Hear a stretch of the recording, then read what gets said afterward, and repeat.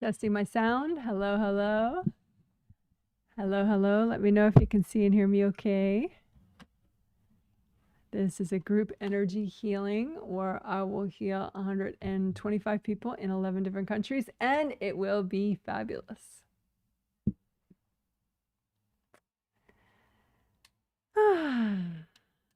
And for those of you that are used to my who knows when the heck Janet's going to start times, knock on wood, those are totally over now. This is 6 minutes after I sent my I'm starting in 5 minutes text, and only 8 minutes after the hour.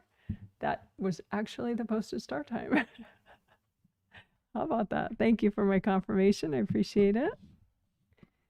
So, lots of good things on the agenda for today. Let's see. Change my band. Oh, yes. First, the basics. Today is August 2026, Twin Set Healing 2 of 2. And today specifically is Sunday, August 23rd. And our theme, all this month, which honestly I will be a little sad to see go because it's a cool one, is communication, perception, and focus. And the thing is, today, let me change it a little bit.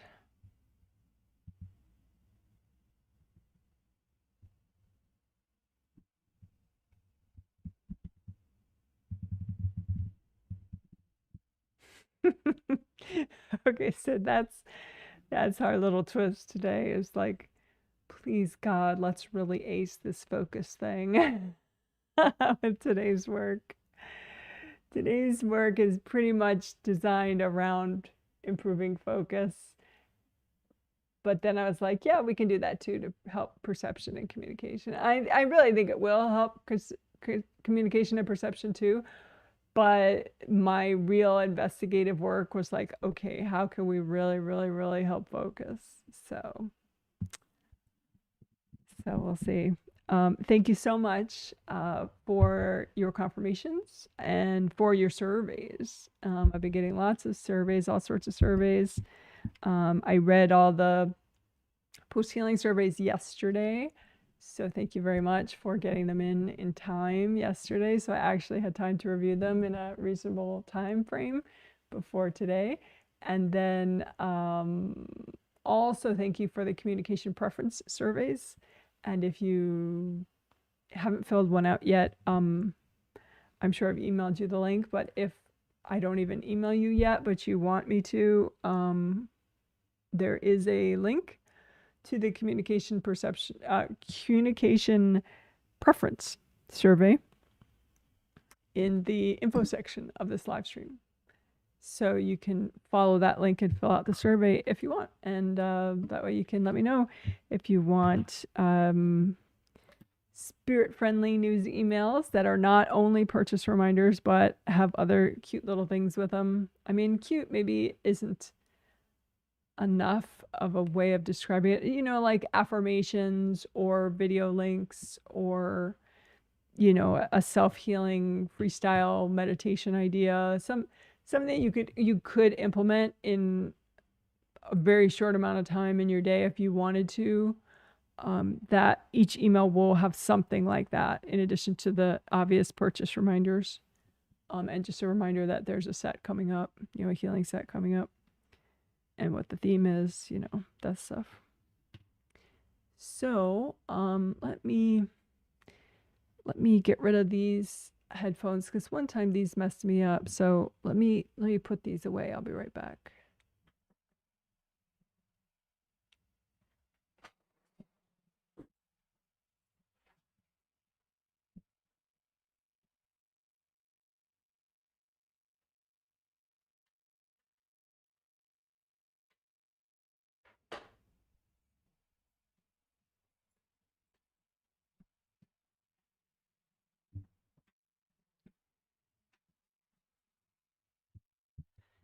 Thank you for waiting. One time I think I had some like Bluetooth headphones or something sitting around, and it ended up working like a second microphone on my laptop, and then there was this echo and everything. So I just don't trust having extra things.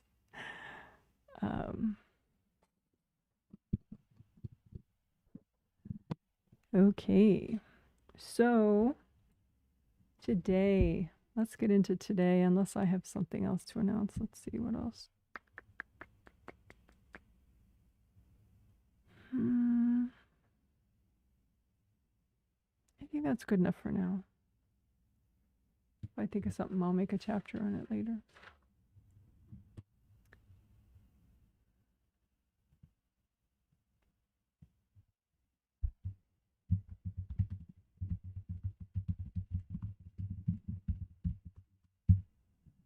So as I said already, I'm a little sad to see the focus theme go, just because I still need more work on focus.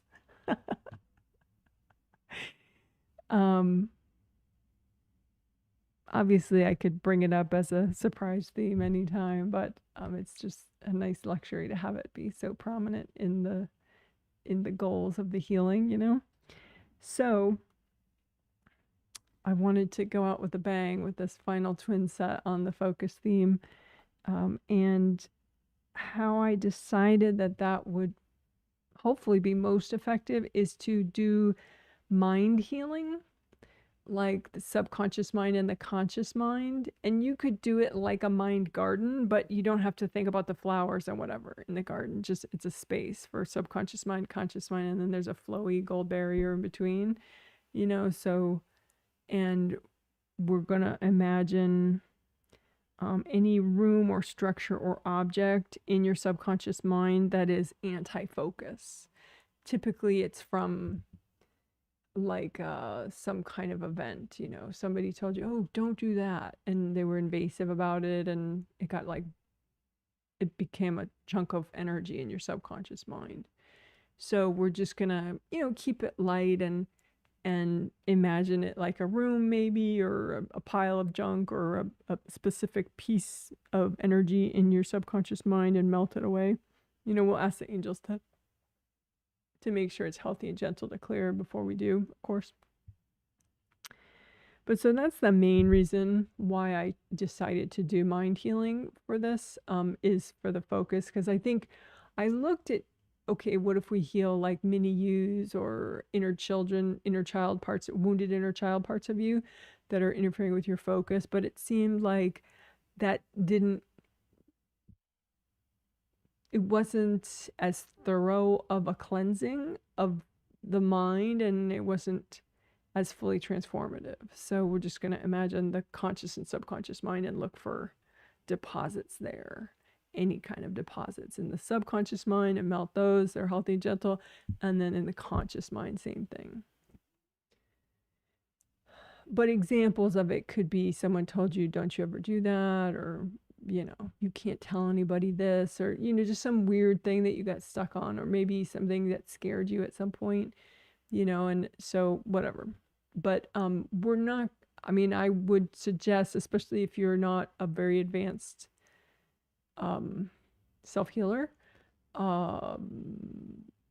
you don't have to read what it is, you know. I mean, you could lightly read, you know, like, is it from this life or a past life, that kind of idea, multiple choice like that. But if you're not the type that can be extremely grounded no matter what you read, then, you know, just don't read too much, you know. Just be like, okay, it's against my focus, it's something unhealthy in my subconscious mind, cold light, cold light, cold light, blah, blah, blah, you know. So we'll keep it, you know, as easy as necessary for it to be very doable and approachable. And I think after we do this kind of work, we'll unblock receiving zones, which is, you know, all your auras are potential receiving zones, any part of all your auras. So above here, above your shoulders, you know, on the sides and the front and the back, it's all a potential place that you might want to bring in certain parts of your energy through there, you know, that haven't been in your, maybe your physical body aura before or whatever, you know, maybe you made it some energy on the astral, you haven't brought it in yet. So we'll definitely do that in between. But then I want to do that same type of mind work to help perception, communication, grounding, clarity, and simplicity. Grounding because the mind work can be kind of, you know, it can, I think grounding is a nice complement to it, you know, because if you work your mind, that's very upper chakra. So it's not as grounding potentially. So then we'll also look in your mind for things that are causing you to not be so grounded and melt those. So that's our little balance to it. And then aside from just, you know, of course, grounding, unblocking and stuff, which we'll do.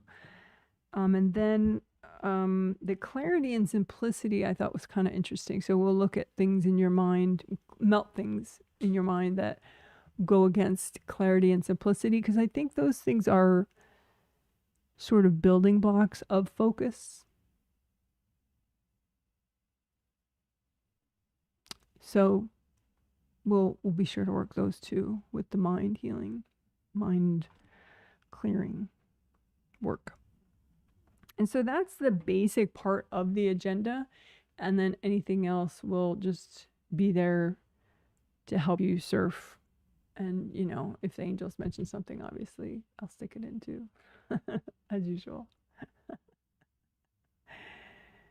So that's the gist of it. Lots of mind healing. So if you don't like mind healing, like some people, they'll be like, oh, I like all your techniques except for flower healing. I can't stand flower healing. Or I like all your techniques except for meridian work or whatever, you know. So oftentimes I try to use all sorts of different techniques within one healing for that reason, in case someone has, you know, some kind of mental block against one technique. You know, we have other ones in the healing, but today I really do feel like the mind stuff is the most effective thing we could do for it. So sorry if someone doesn't like mind healing. You could skip it. I mean, you could just ask your angels, can we work on that in my sleep? You know, if you really just, it bugs you too much to do mind healing consciously, there's the angels, can I work on this in my sleep with you if I need it? But, you know, obviously I would suggest you actually do it consciously as well, if, you know, unless you just don't like self-healing at all. But, you know, generally this stuff where people have a thing against one technique, it's like a technique they really need to use, really need, you know, and then your inner resistance is just sort of, you know, pipes up because of that. So whatever, it is what it is. We're doing lots of mind healing today. We will, of course, also do the 5 essentials, and we'll again be very thorough with the chakra healing section. And we will do chakra gates today.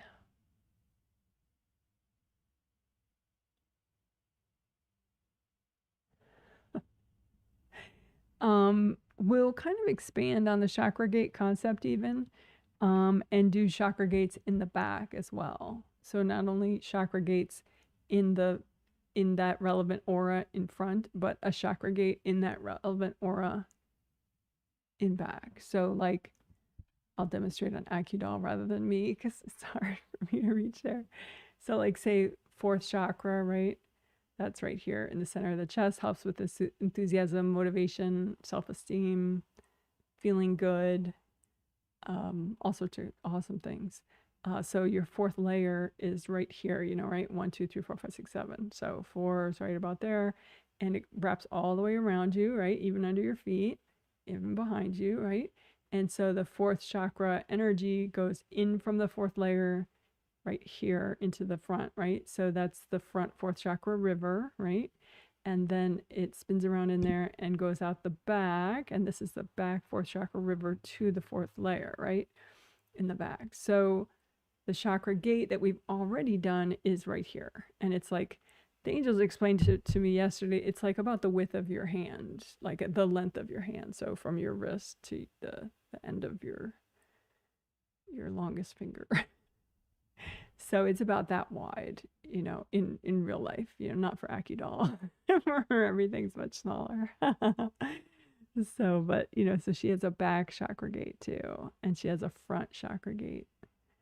So, and they just help to strengthen boundaries, and it's like a good spot check. Like, okay, are my chakra, like if you have fourth chakra trouble, just check if both your fourth chakra gates are in good shape with your intuition or your vision or feeling copies out in front of you with your hand, all the above. And obviously you can check your fourth chakra, but it's nice, and just like with the front chakra gates that we did, you can heal them out in front of you. You don't have to worry that each one is, in a different spot like that, blah, blah, blah. Just put them all out in front of you. So we'll do that for front chakra gates and back chakra gates. And like I said before, when we did chakra gates maybe a month ago, the seventh chakra, it's oriented differently, right, than the 6 through 1. So seventh chakra is oriented this way, right, with the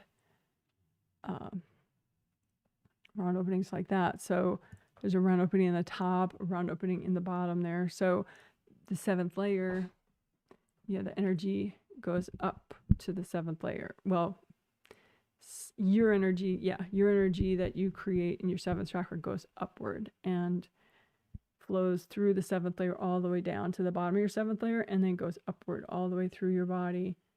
It gets pulled up by your seventh chakra all the way up, and then it gets shot out again into your seventh layer, right? So the front chakra gate for your seventh chakra is not in front. It's here because this is more relevant for safety.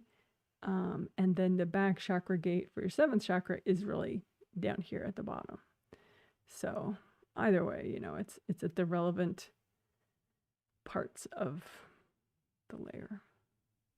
So hope that makes sense. So when I say front chakra gates, I mean,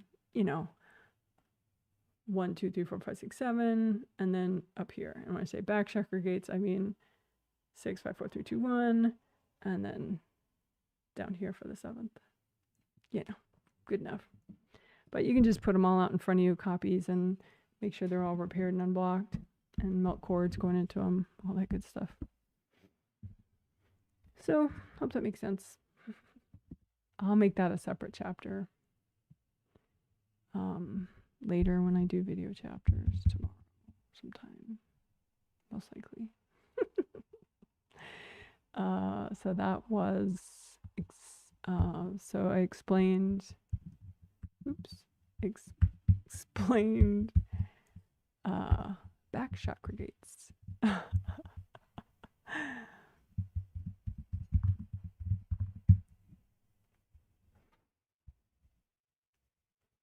So we'll do front and back chakra gates. I guess I should say front and back. Explain both of them in a way.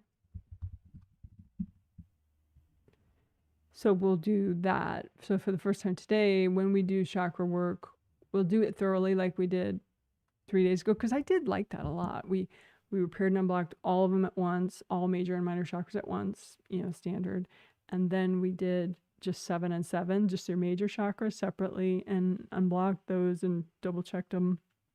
And then we did the chakra filaments that, go in between the astral and physical major chakras.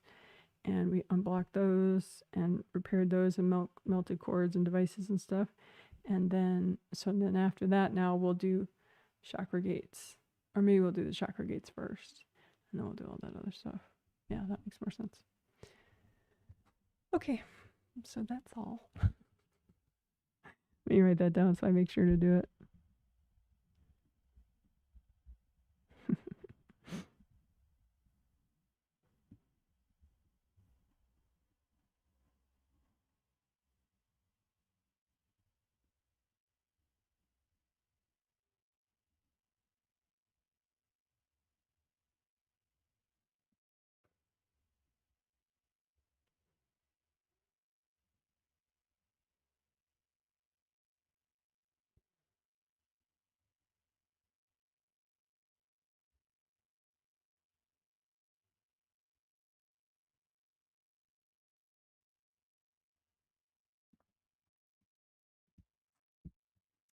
Okay.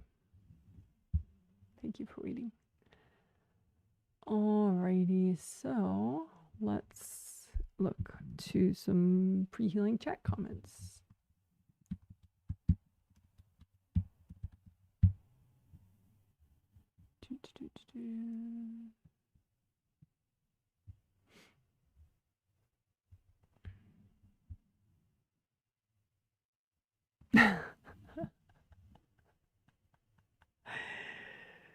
We can see and hear you. Thank you. And you look fabulous. Thank you so much. You're very kind. Someone says hi from Chicago, 76 degrees Fahrenheit and sunny. We can see and hear you. That sounds nice. Too hot to garden though in my front yard because my front yard is all wood chipped, and so it like magnifies the sun and the heat. So even just 76 is probably too hot. But whatever. That's neither here nor there because I'm in here with you.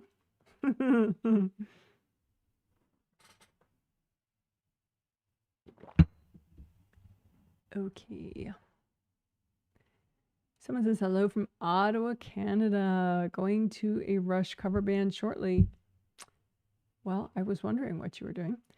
I will catch your live stream as a video later. Okay. Well, I'm sure the healing will help with your enjoyment of the music, probably.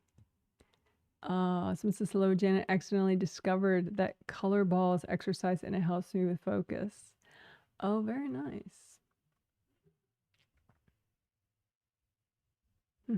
Yeah, that's a mind exercise. So cool. I have mental block around meridians work, but I'm getting better with this. Yeah, I think there's one other person. I don't remember who, but yeah, you're not the only one. I don't know why, but yeah, sometimes people are like, I can't do that. They can do everything else, but not that. Hi, Janet. Looking forward to the healing. Awesome. Yay. Thank you for your comment. The comments help the live stream. And also thumbs up helps the live stream too. So if you could, this is my thumbs up for you. And if you could please give the live stream a thumbs up, even if you're watching later as a video, it does help quite a bit, I think, actually.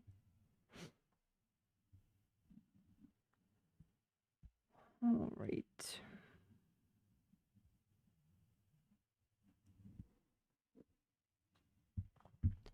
So,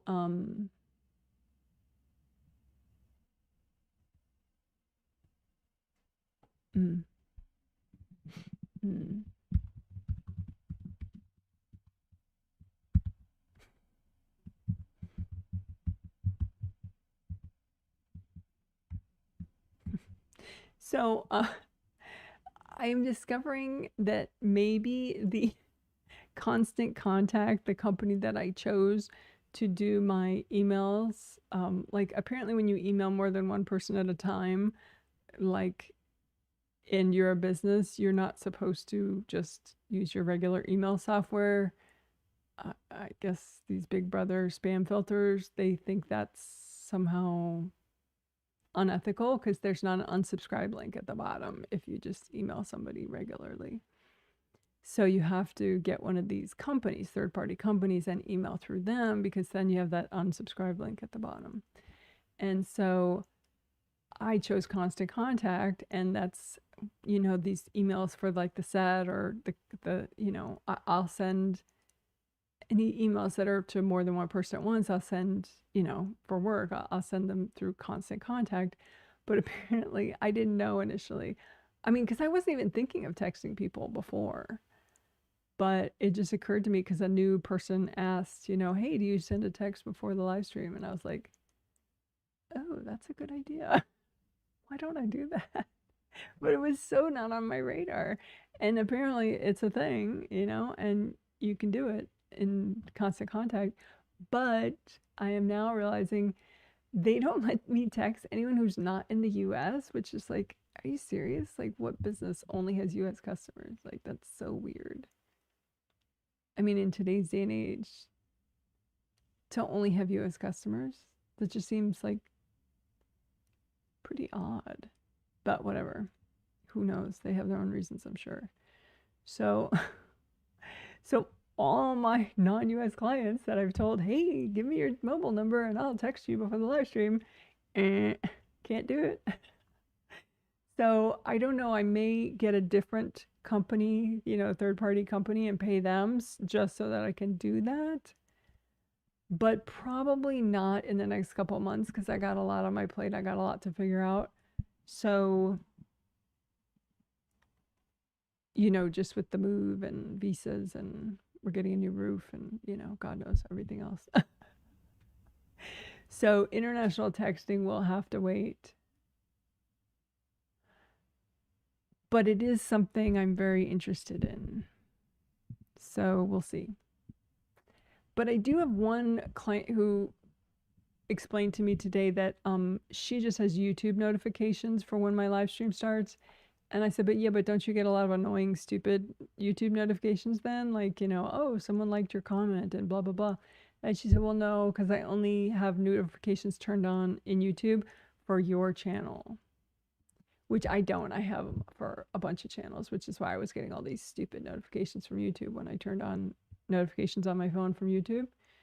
So, but apparently, if you want to just have my YouTube channel be the only one you get notifications for, it could be a substitute for my non-US customers.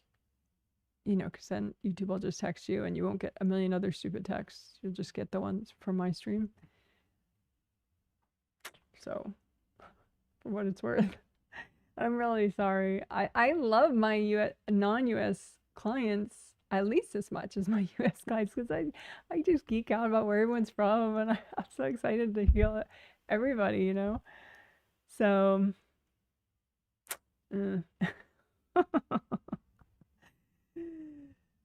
so if you know of a company that's really good with international texting, you could let me know. But I mean, I can Google it too. It's just at this point, everything's already entered into constant contact. So it'd be a whole process, and you got to pay somebody else. I mean, if it was cheap to get somebody else to do it, I would totally do it. But, whatever. So if you have more information on that, you feel like emailing me, feel free, because it is something that I'm interested in, especially because someday I'll be in Thailand, and so if a company is really like freaked out about where your location is and they eventually find out that I'm actually in Thailand, like late next year, then I'll have a problem. So it is an issue that is not over. But anyway, so yeah, so if anyone has information, feel free to forward it to me if you wish. You're not required, of course. And I apologize to my non-US customers for overpromising about text messages before the live stream starts. But as a constellation, I actually start mostly on time now. So it's a lot more predictable. So maybe you don't need the text as much. Maybe. Okay, enough said about that. And I should say, what is my email address? Just so everyone knows. So that is my email address right there, janet@jwhealing.com. And of course, my website, jwhealing.com. Anyone is welcome to email me and say hi. Anyone is welcome to buy a set of healings on my website.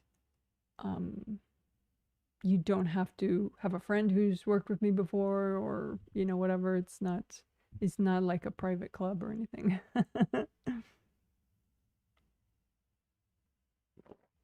Oh, I know what I want to announce. Ah, yes. Now I know. Took me a second. This is actually a biggie.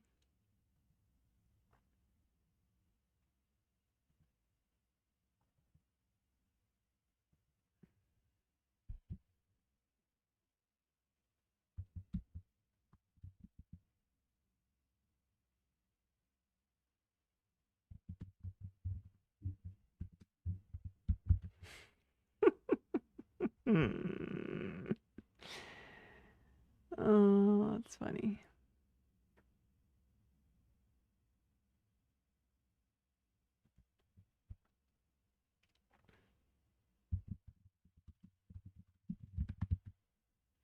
Okay, so I totally I'm just doing what the angels want. This is like so wild that I wouldn't do it otherwise. But the angels spelled it out for me, and they're like, "Are you going to listen to your angels, or are you not going to listen to your angels?" And of course, when they put it that way, of course I'm going to listen. So these promos are a little wild, but wild in a way that benefits you guys. So I guess it's all good, right? Okay. So I have two flavors of promotions already, right? One is for first time newbies, and one is for people getting subscriptions to, that automatically purchase every month, right? So both of them are getting like vastly expanded, both promotions. Um, so I'll just explain one first. So this one is for the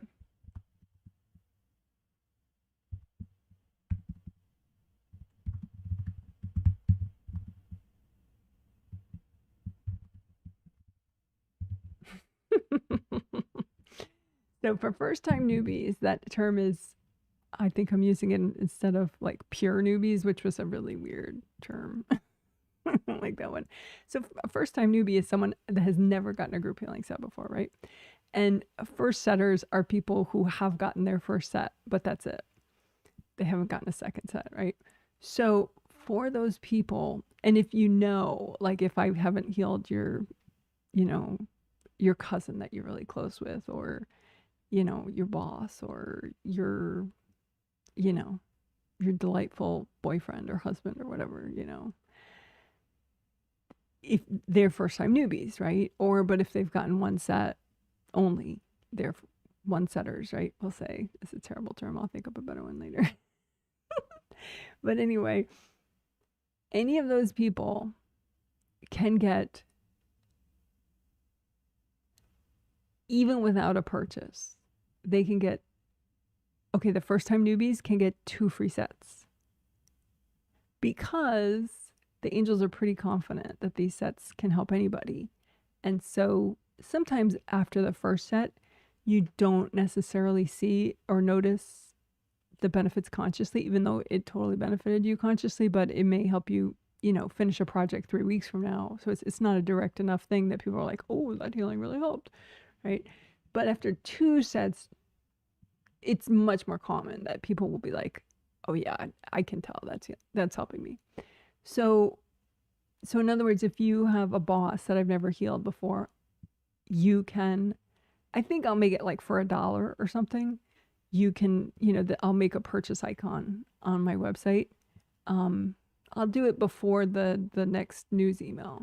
So the news email, if you're signed up for all the news emails, you'll get it. You'll get that email probably on the 31st of this month. So the last day of this month is a Monday. So that's probably when I'll be sending the news email. Because it's 3 to 5 days before the triplet of, September. But anyway, so I'll spell it out in writing there.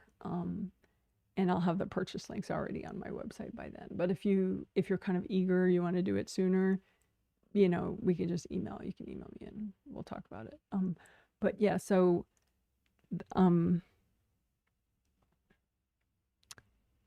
sorry, it's like it's just so new. The angels explained it to me yesterday. So, if you pay like $1, and purchase it on my website, that'll be for 2 free sets for a first time newbie.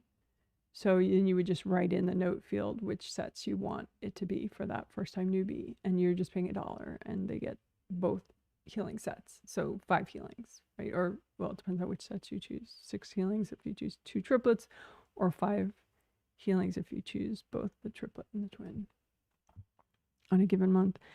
And if you have a first setter, or a first timer, whatever, I don't know what to call it, people who've already done 1 healing,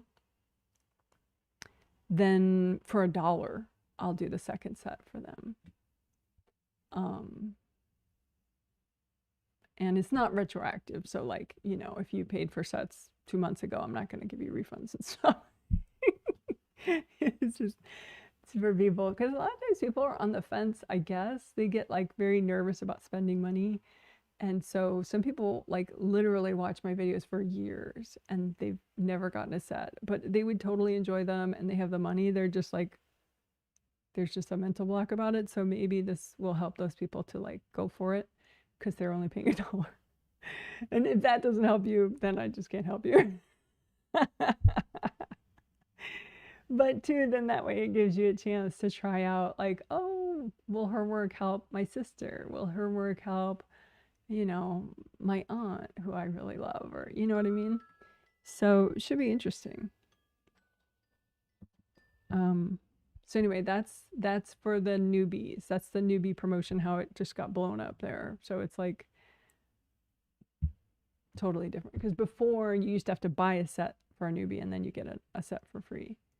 But now, you know, you don't really have to make any significant purchase. You're just paying $1 and then you get 2 free sets for the first time newbie. So anyway, so that's the single purchase newbie flavor kind of one. And then the subscription promo.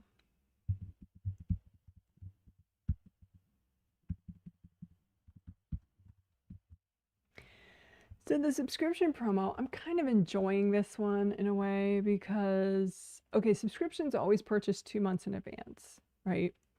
And so there's always this gap in between where, like, you know, maybe there are 3 sets, or depending on when you purchase in the month, maybe there are 4 sets before your subscription kicks in. Because like if you purchase now in August, your initial purchase that happens right when you buy your new subscription, it pays for September, October. It pays for the October sets for you. So in that case, there are only 2 sets in between when you pay your initial payment and when your subscription sets begin, right? So there'll be maybe 4 sets in between, or 3 sets, or 2 sets, depending on the timing of it, right? So for this promo, you get the in-between sets for no charge. Or $1 maybe. No charge, because you're buying the subscriptions and you can just write in the note field. Well, I'll know, because, you know, after today and onward, if you buy a subscription, you get the in-between sets for no charge. If you're only buying a twin set only, you know, which is like a twin each month, but not the triplet set, so obviously it's half the price, then I won't fill in all the in-between sets. I'll just fill in the twin set. So if there's like, if you buy now a twin set only subscription, it starts, you know, your initial payment today buys you the October twin set. So I'll give you for no charge the September twin set. So then immediately you're getting twin sets, you know, you'll get the next one. And then you paid already for the next one. So I hope that makes sense. Sorry to take everyone's time if you're not interested in any of that, but hopefully you are interested in at least some of it, because you may have a loved one who's never gotten healings before, and then you only pay $1 and they get 2 free sets, which is pretty awesome. So that's that. So thank you to the angels for, again, pushing me to do something new. It was the angels that pushed me to do group healing in the first place and pushed me to live stream them. Would not have otherwise done it live like this. Alrighty. So that's it. Hope it makes sense. If not, you can email me. We'll talk, of course, about it. And again, this is my email address right here. Janet@jwhealing.com.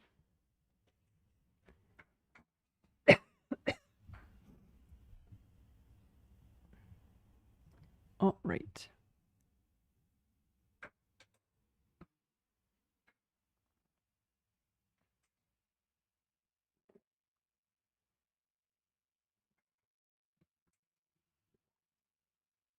Oh.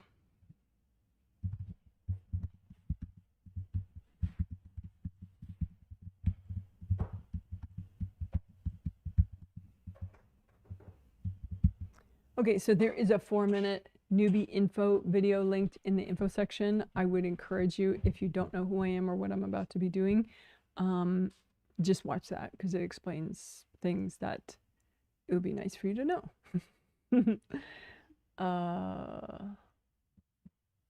So that's in the info section. It's called Newbie Info. It's a 4-minute video. Feel free to watch it, even right now, because you won't miss much, and then you'll be an informed newbie. Okay.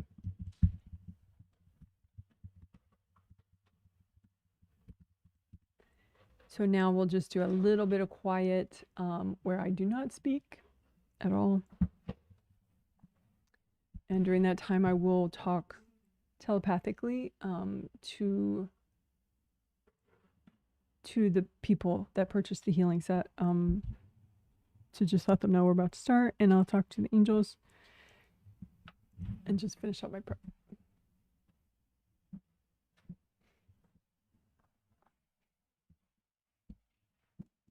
Is everything okay?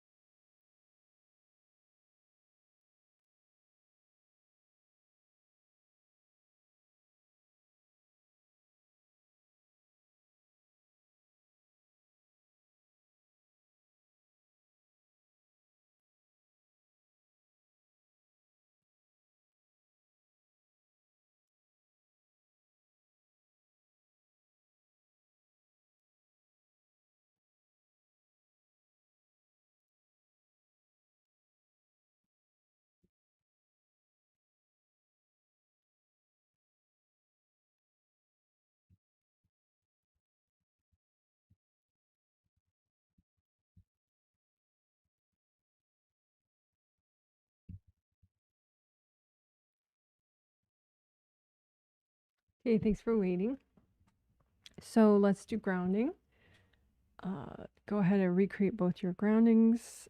You have one for your physical body and physical body aura, and one for your astral body and your astral body aura, and all the Wei Chi auras really don't need their own grounding. So just your astral body aura. But anyway, 2 groundings. Make them both big and wide all the way down to the core of the earth. And bring them up high as your 3rd chakra, which is below your sternum. So 3rd chakra is roughly right around there. Right. And make, you can test out grounding colors, so make them both red. See how that works for you. Deep breath, make them both orange, both your groundings, whatever shade of orange you prefer. Deep breath, see how you can release. And make both your groundings any shade of yellow that you like. Deep breath, see how you feel, how you're releasing, how are you receiving earth energy. And then you can choose whichever of those 3 colors, any shade of those 3 colors that you would like. Same color for both groundings, ideally. And then go ahead and make a copy out in front of you of your everything. All your auras, your physical body and astral body are in the middle of your auras, and then both your groundings going all the way down to the core of the earth. And use gold light from your hands to unblock. And you can comb through everything, like up and down your spine, all around, front of your tummy. But eventually get to your grounding and focus on that.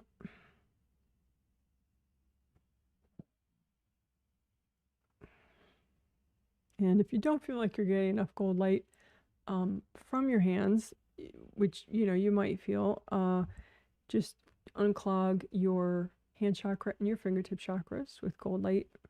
You use gold light from one hand to wash out the other.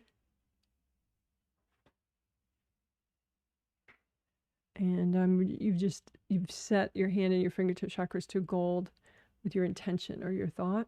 So therefore they're generating gold light, even if you can't see energy. It's not connected. Vision is just a nice extra that comes with time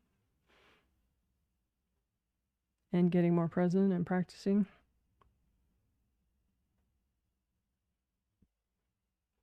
So another thing, if you feel like you're not generating enough gold light with your hands, you can unblock your shoulders and your arms more, because if you're more present, then your chakras tend to work better. So have that copy out in front of you, and you can always change the copy that you have. So you could just make it just of your shoulders and your neck and your arms, and just make sure there are no leaks. Use lots of gold light and repair any leaks that you notice. If you can't tell, just repair everywhere. Just pop out any hard objects, especially if you have discomfort in a certain part of a certain shoulder. Make sure you pop out all the hard objects there, because you can definitely have hard objects stuck there in your astral body shoulder or your physical body shoulder, or both. So just pop out the hard objects, let them explode, and then use gold light to repair. And you can say, angels, can you recycle any invasive beings that are in the way of this repair?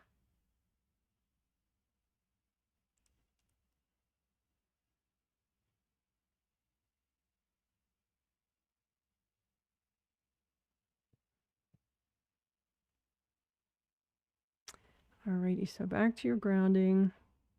Indie grounding is for independent grounding, and so you want to use gold light around the outer surface, all around your grounding, and you want your grounding to flow so much that it just it's like whoosh, down, right? There's no, if you notice any cords going to other people, melt those away.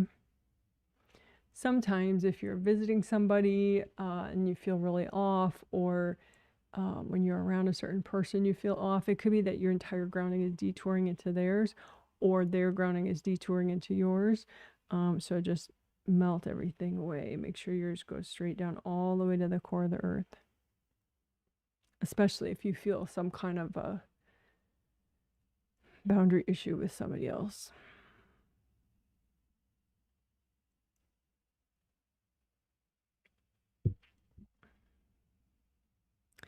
because you can't control how somebody else behaves, right? What they say, how they say it, what they do.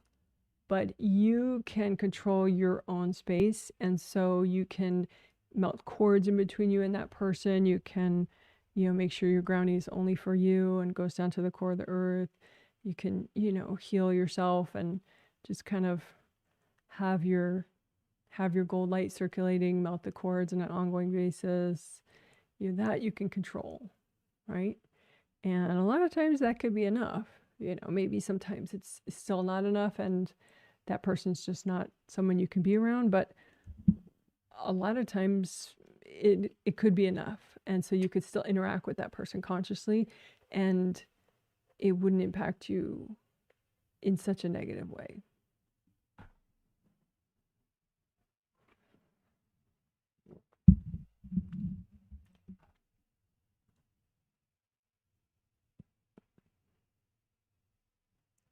And if you feel that outer surface, you want to feel it very smooth. You don't want to feel any bumpiness.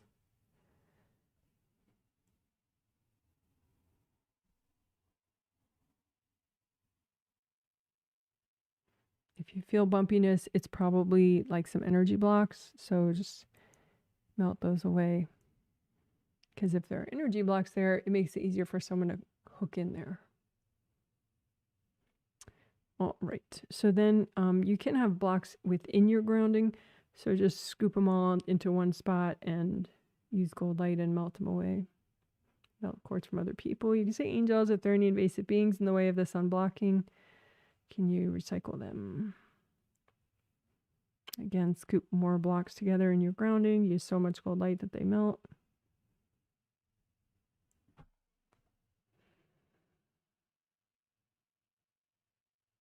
All right, good job.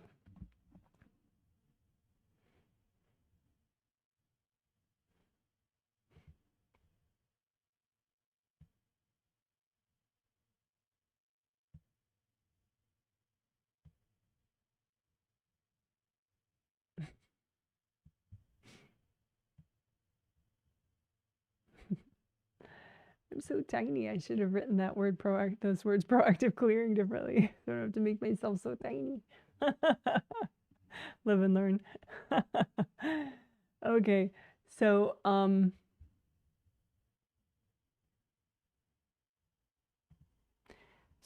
this proactive 3-step process is just what you see right there. It's really easy to do. And I think it'll help, clear the slate, clear your mind, and prepare you to surf the 5 essentials part of the healing more easily. So clear STEBs. STEBs stands for stubborn triggered energy blocks.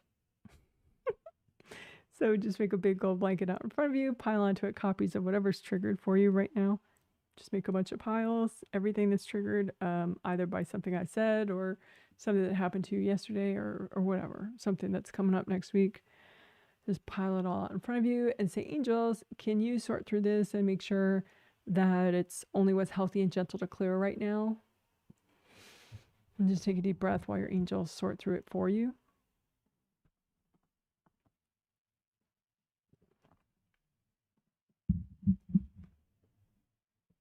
And angels, can you recycle any invasive beings that are courting any of this stuff? Deep breath while your angels do that. And then just use gold light. Melt cords from people going into these blocks. Melt your own energy out. And just keep using gold light until it fully melts, or you could blow it all up. One more time, big gold blanket out in front of you, pile onto it anything that is still in your space that's triggered, any, old baggage or whatever, dumped energy from others, whatever's triggered in your space for any reason. Angels, can you sort through this? Make sure it's only what's healthy and gentle to clear right now.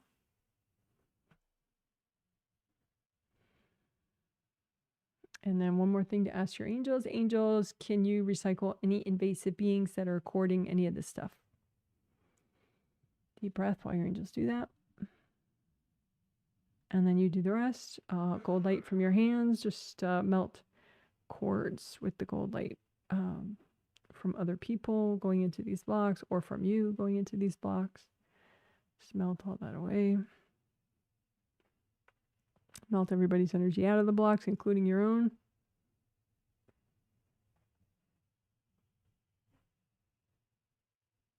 And then you can just keep using gold light to melt it all, or you can blow it all up.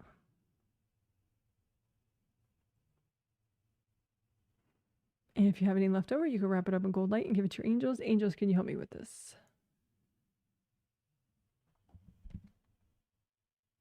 All right, so then the second step, proactive clearing, is similar in a way. So big gold blanket out in front of you, pile onto anything that is not yet triggered. We're being proactive. Anything that is likely to get triggered as you get more present with this healing, or it's likely to get triggered in the week that you have coming up because of whatever events you have. It's likely to get triggered in the next rest of this year, even.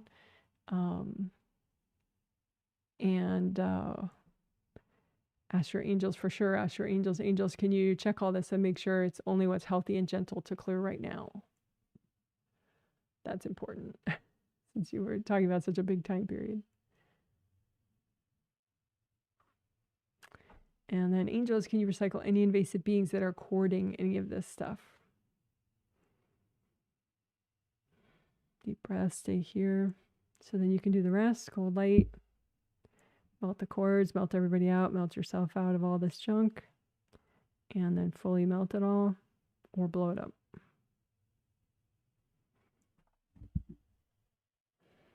All right, and then the final step is super easy, recycle lurkers. So that's just, you know, since you're getting more present, you're popping out invasive beings, so they're not in your space anymore, some of them, but they may not give up on messing with you later. So I call them lurkers. They're sort of either a foot away from you or 10 feet away from you, keeping their eye on you, waiting for an opportunity when you're, you know, when you haven't meditated in a while, or you're getting pissed at somebody and getting all judgy, whatever. So may as well get them recycled now so they can't make trouble later. So just say, hey, angels, can you recycle my lurkers? And maybe you have so many of those that you need to ask twice, because angels tend to recycle in batches. So angels, can you recycle the rest of my lurkers, please?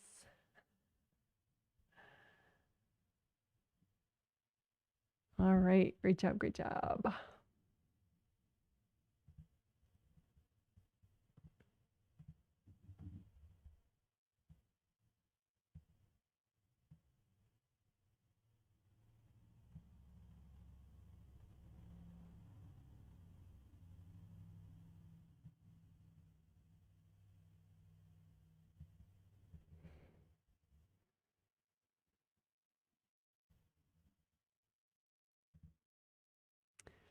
All right, so let's do aura repair, including repairing GMS, gold mesh spheres of the Wei Qi auras.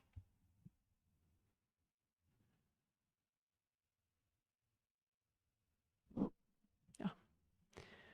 Okay, so you have 17 auras, astral body aura, physical body aura, and 15 auras called Wei Qi auras. So 15 are called Wei Qi auras. There's one for all of your regular meridians, and then there are some for some extra meridians. So that's how you get 15. And so anyway, it doesn't really matter if that blows your mind.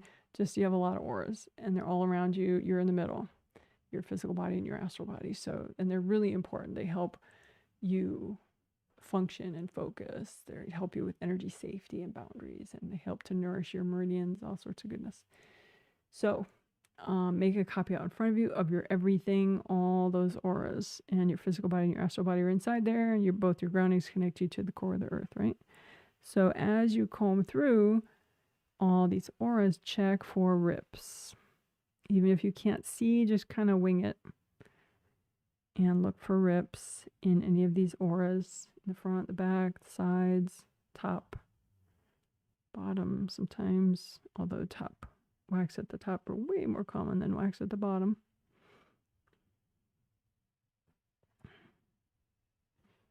Although some people have people that go for their knees, so those they're kind of low down, those rips.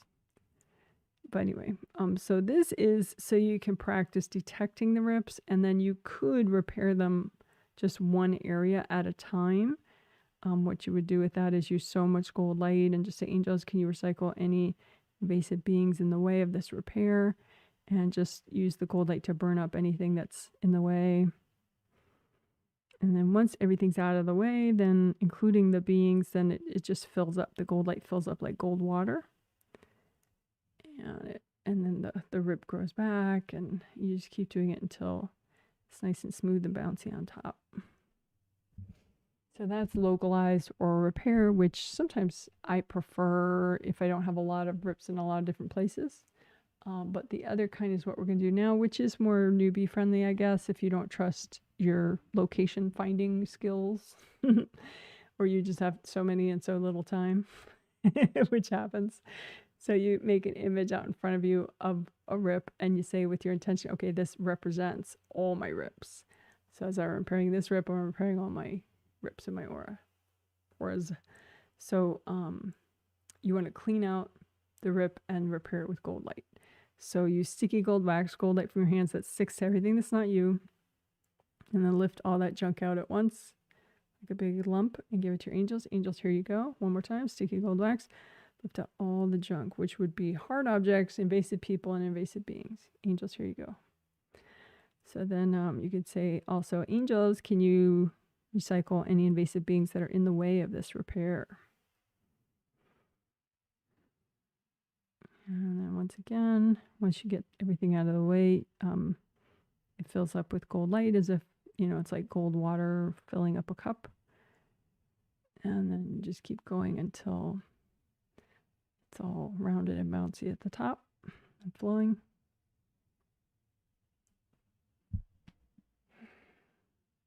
So that probably repaired most of your rips, but you may have one or two that are a little more stubborn, either because there was an invasive being that was in the way still, or some hard objects, or both that didn't get removed.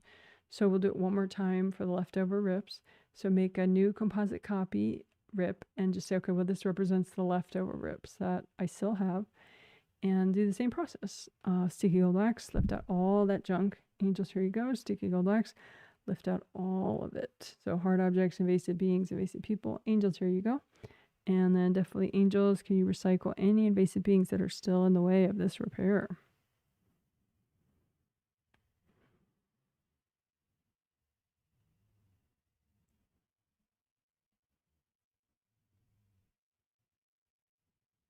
And if you feel like you still have a little more stubbornness, just keep using gold light so they all repair.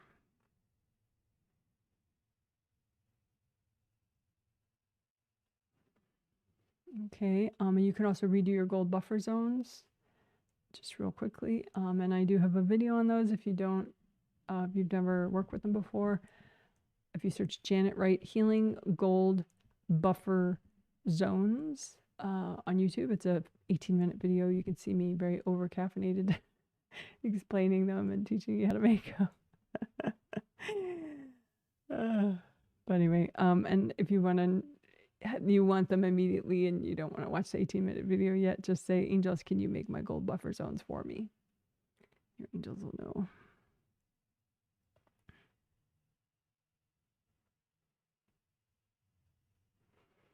And gold mesh spheres, that GMS part right there, gold mesh spheres. So each Wei Qi aura, each of those 15 Wei Qi auras is filled with gold light. And how that gold light gets there is that these gold mesh spheres generate the gold light, provided they're not ripped to shreds and half gone. So we're going to repair them in case there are places where there are big gaps and there's no gold mesh sphere there to make gold light. So just you can imagine them all at once. So there would be 15 here, 15 here, 15 here, and going all the way around you. So just repair them all at once so you don't spend all day doing it. Although it is kind of cool if you did ever want to geek out and just do like one Wei Chi aura and double check all the gold mesh spheres of that one Wei Chi aura, it is kind of cool and very geekable. You know, you'd be like, oh, wow, that one's there, but it's kind of like brownish. It's not, I think that's an evasive being on it. Oh, let me have that recycled. Oh, there's so much more gold light going to that part of my body now. You know, it is very cool if you did want to geek out on that stuff, but you know, you got to pick and choose what you have time for, basically, most of the time. So you can repair them all at once this way. And you can say, angels, if there are any invasive beings interfering with my gold mesh spheres, can you recycle them?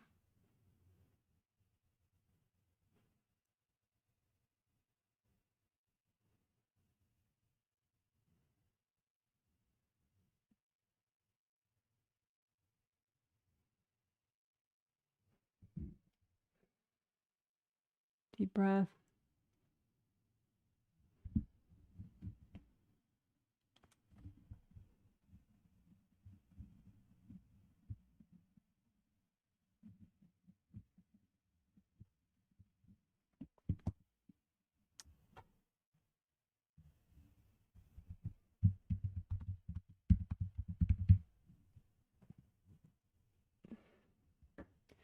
You know, maybe a different image might be kind of interesting.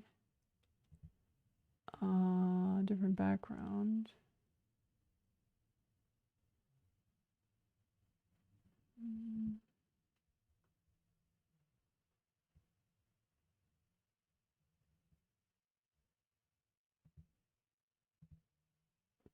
That one has a lot of gold in it. So maybe that one could be kind of cool. Oops. Oops. So there we go.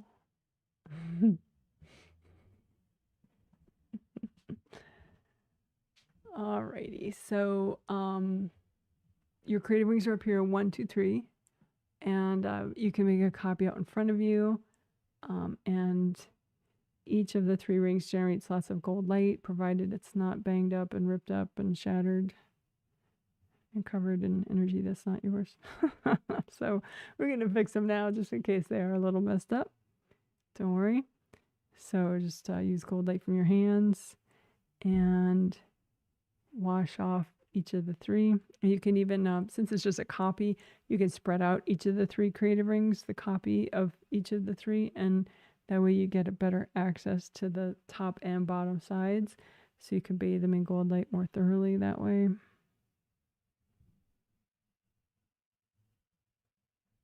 And you can even do sticky gold wax and have it stick to everything that's not you on both sides and on the inside. And then just lift out the wax with all the junk. Angels, here you go. Sticky gold wax again, all around each of the 3 creative rings. Lift out the junk. Angels, here you go. And repair extra. You can say, angels, can you recycle any invasive beings that are in the way of this repair?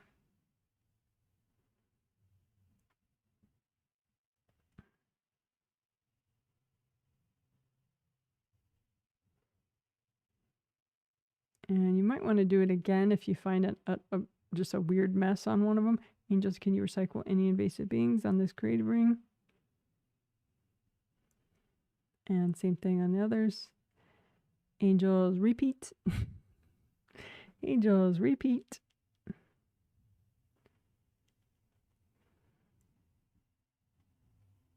You can even flip them over so you're staring right at the underside of each of the 3 in case there's something weird that you didn't notice on the underside.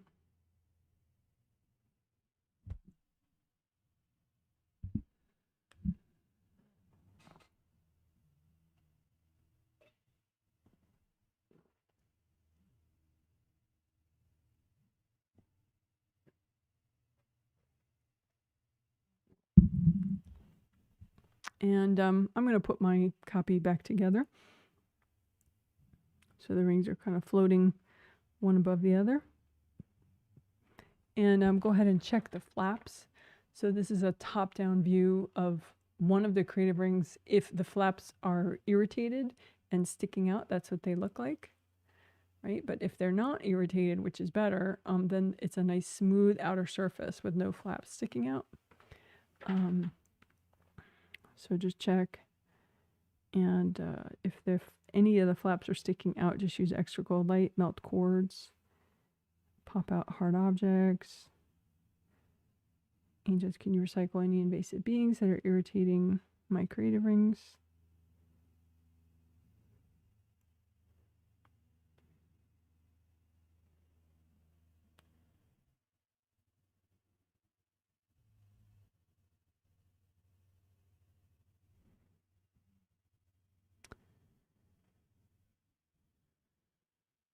All right, good enough.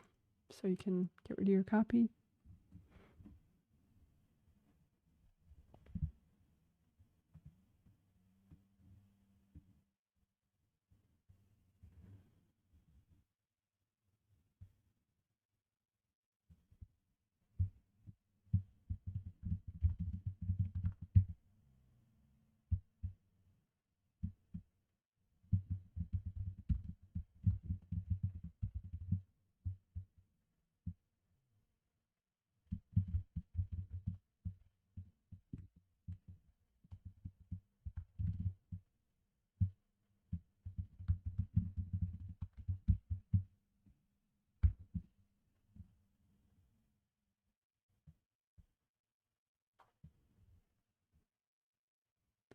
Okay, so now this is the start of our fabulous work we're doing directly on the chakras.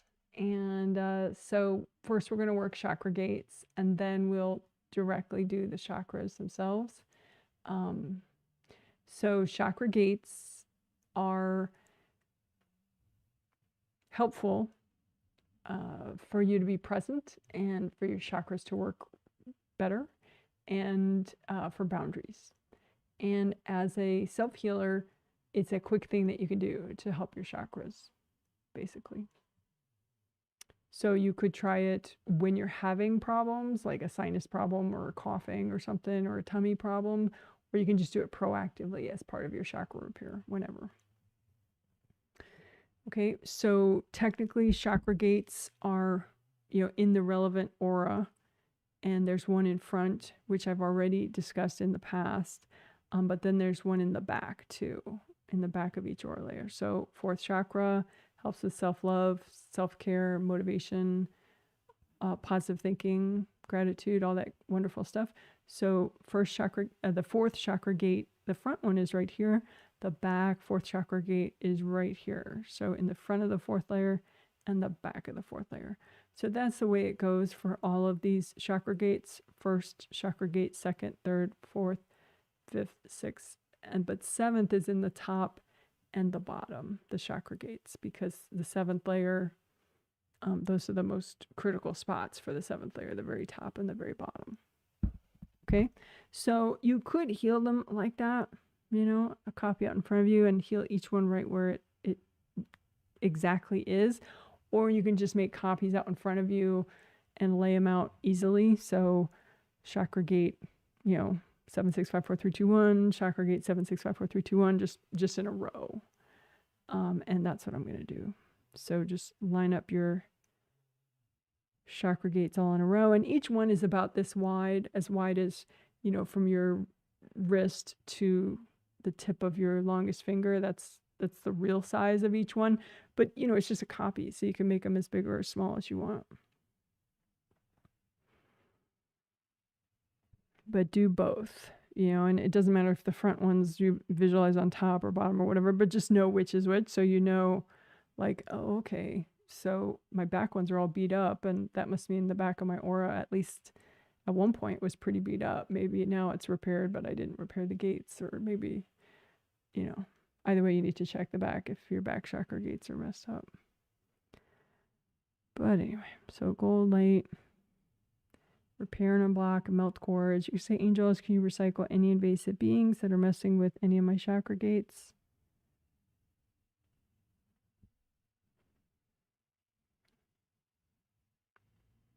So it's a way to strengthen the protective qualities of your aura.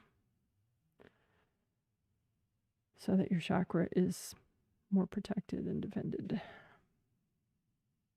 So it's a flowy gate. It's not like a hard, iron gate or something, because in energy stuff, flow is strength. So flowy gold light, each should be flowy without rips, without, weird mud or white or black smeared on it, just gold flowy chakra gates. And you're using gold light from your hands to repair and unblock them.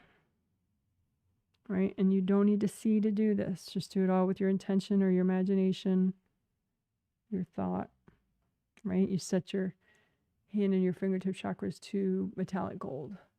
And therefore, that's the energy they're generating, which you are using. You could also use sticky gold wax to clean off your chakra gates. So sticky gold wax, all of them, which is gold light that sticks to everything that's not you. Right? And then you just lift out all the wax with the junk, give it to your angels. Angels, here you go. Sticky gold wax all your gates. Have the wax stick to everything that's not you, that's healthy and gentle to get rid of. Lift out that junk. Angels, here you go. And just do a little extra repair now that all that stuff is gone.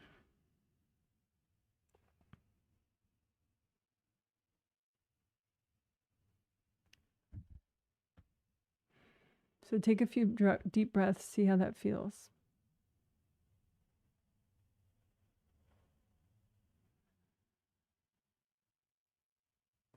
So now we will do more with your chakras.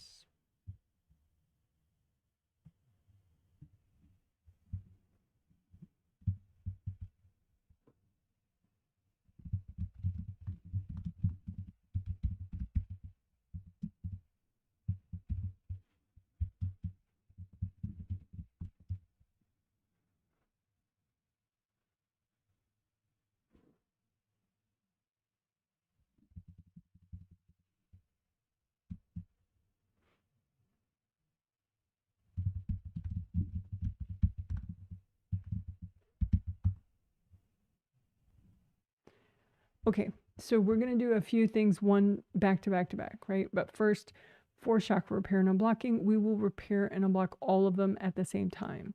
So all major chakras, 7 physical body chakras and 7 astral body chakras along your spine, and all the minor chakras. So all the acupuncture points in your body, any, chakras you have around joints or in major limbs to keep the energy flowing, all your chakras at once, right? So this is the basic chakra shape, open cylinder, right? Equally open on both ends to encourage flow. Make an image like that and just say, okay, well, this represents all my major and my minor chakras of my body and my spirit. And then go ahead, use gold light and repair and unblock and melt cords.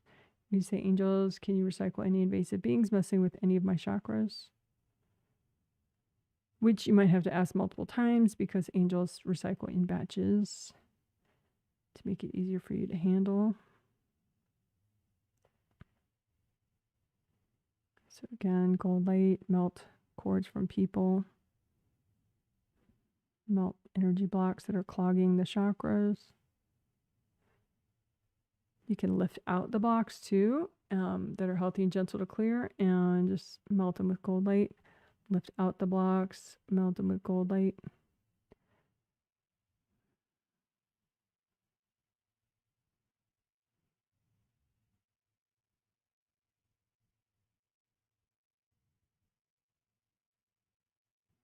And if you have a certain issue that's important to you, you can think about it while you are working all your chakras at the same time. So like, for example, improving your sleep, right? So you can lift out any blocks in any of your chakras that are messing with your sleep, lift them out, use Lahat's of gold light, melt the blocks. Maybe you tend to get bad dreams, right? Lift out any energy blocks that are sort of the ingredients for your bad dreams and just melt those energy blocks with gold light. Maybe there's a project that you keep procrastinating on that's important to you. Just lift out the blocks that contribute to your procrastination and use so much gold light that you melt the blocks.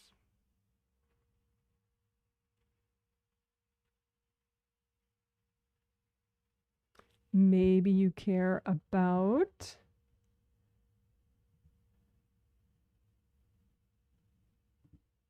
focus, communication, and perception. So you can lift out the blocks that negatively impact your focus, communication, or perception from all your chakras, and use so much gold light that you melt those blocks. Again, lift out communication blocks, perception blocks, and focus blocks. Melt them with gold light.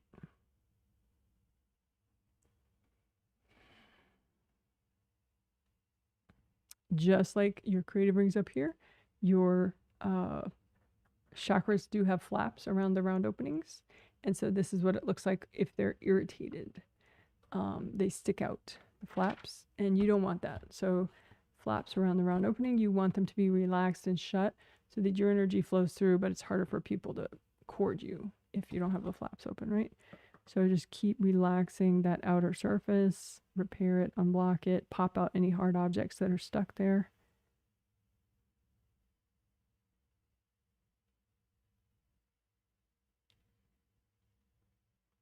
And repair. Again, angels, can you recycle any invasive beings that are in the way of this repair?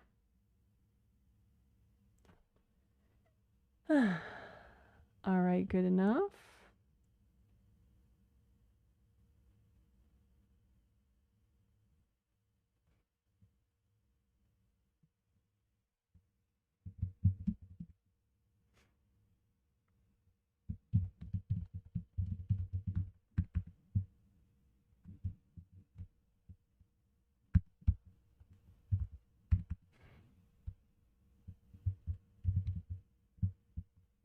Okay, so now we will do chakra repair, extra chakra repair, and just like spot checking for the major chakras only, so which I tend to call 7 and 7 for short. So 7 physical body chakras along your physical body spine, and 7 astral body chakras also along your astral body spine. So just have copies out in front of you, one side physical, one side astral. So 7th chakra, 6, 5, 4, 3, 2, 1, right? Just copies of those chakras and use gold light and repair and unblock them. Melt cords going into them. And if you visualize them separate like this, you can notice either through intuition or thought or just winging it or vision, that maybe one set is worse off than the other, or a couple chakras on one set are worse off. That's not always the case. Sometimes maybe both your 7th chakras are messed up, for example. But just go ahead and double check either with your intuition or your vision or both. And use gold light, melt cords.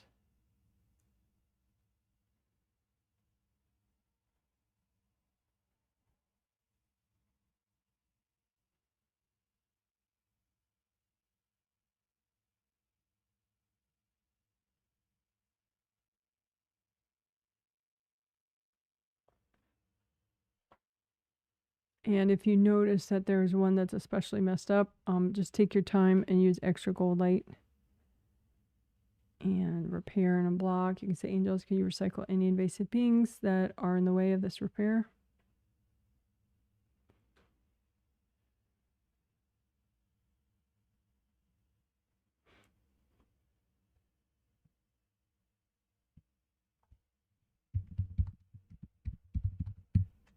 So now that we still have 7 and 7 laid out nicely in front of you, you can check your chakra filaments.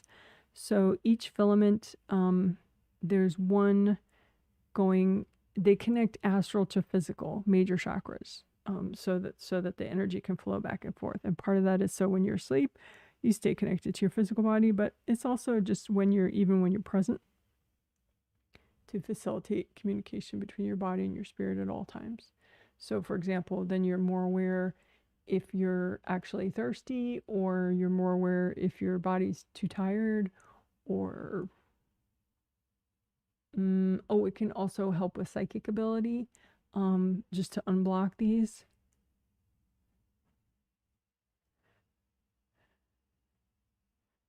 So the color of each should be the color of your energy in each of these chakras. So, for example, if you set both your seventh chakras to your favorite shade of purple, then your energy would be purple. So that's the way your filament should look. But if it's all black or white or something, you got something going on. Either a bunch of energy blocks or some damage and some invasive beings or a relative courting. So just use lots of gold light. Pop out cords, pop out invasive hard objects that got stuck there. Do your repairs, unblock.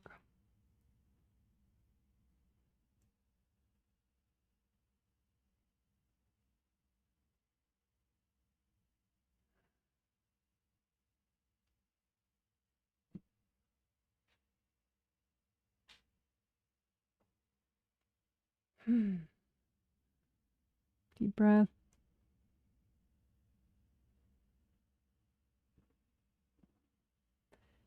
So you can go ahead and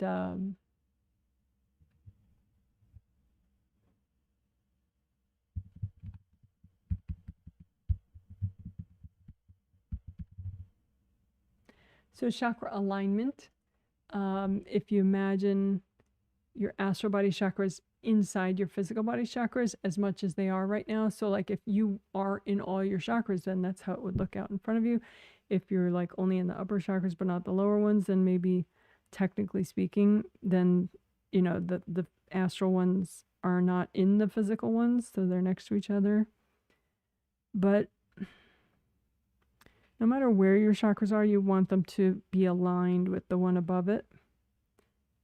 So like get your seventh where you want it and block it enough, and then your sixth should be like right below it so it can harmonize properly. And it shouldn't be like weirdly oriented or knocked out of place. So you could, if you can't see that precisely, just use a really wide band of gold light. And that way you're going to get the chakra no matter where, even if it's knocked out of place. And hopefully then, you do it until it pops back into alignment.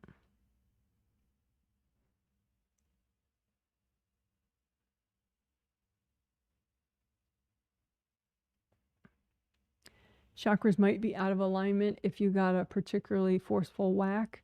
Maybe then, like say if Acu girl, unfortunately, maybe she has a really pissed off sister, and so that sister threw a bunch of energy like right around here or something, and so maybe it tore up some of her auras, and then it knocked, the nearby chakras out of alignment. And maybe her auras were strong enough that it didn't cause any actual damage to the chakras, but they're just knocked out of alignment, whatever. It's just an example of how you might get an alignment issue. All right, good job. So that is a whole bunch of chakra work. And you could learn to freestyle it, and just use your intuition so that you don't have to spend this much time every time. But that's a very thorough working of the chakras. So we did chakra gates, and then we repaired all chakras at once, and then we did just the major chakras, little spot check, and then we did chakra filaments, and then we did chakra alignment.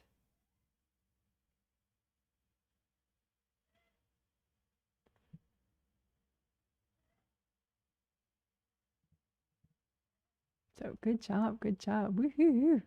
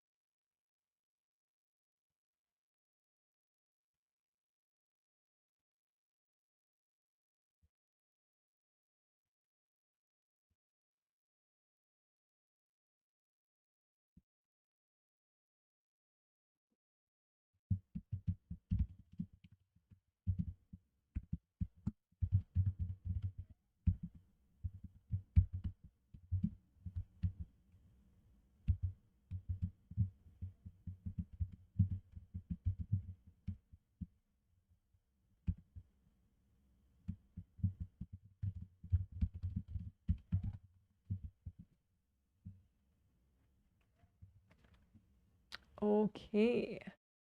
So now we will do base of skull point.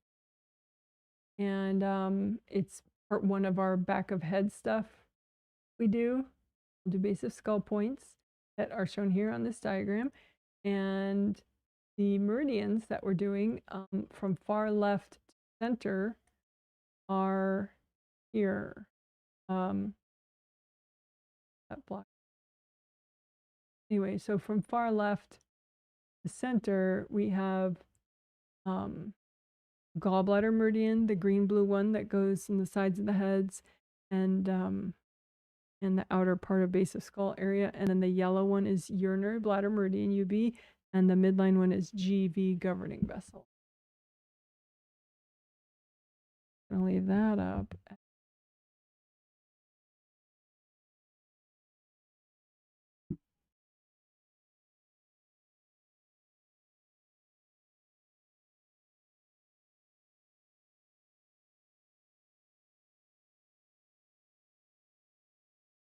So you can just freestyle around and do whichever ones you want.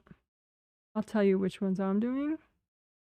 Right now I'm doing the midline ones, GV, governing vessel meridian.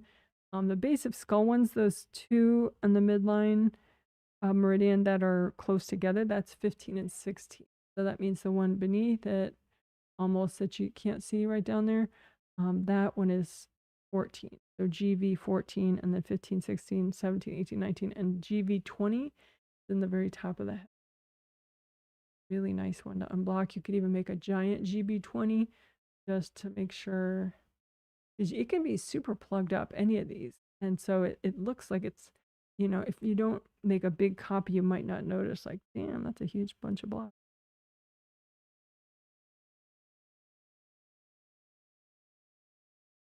You could also unblock them all at once. So like GV, just the GV meridian, sticky gold wax, all the blocks that are healthy and gentle to clear. Move out the blocks all at once. Angels, here you go. GV meridian, GV 14, all the way up to 20. Sticky gold wax, lift out all the blocks. Angels, here you go.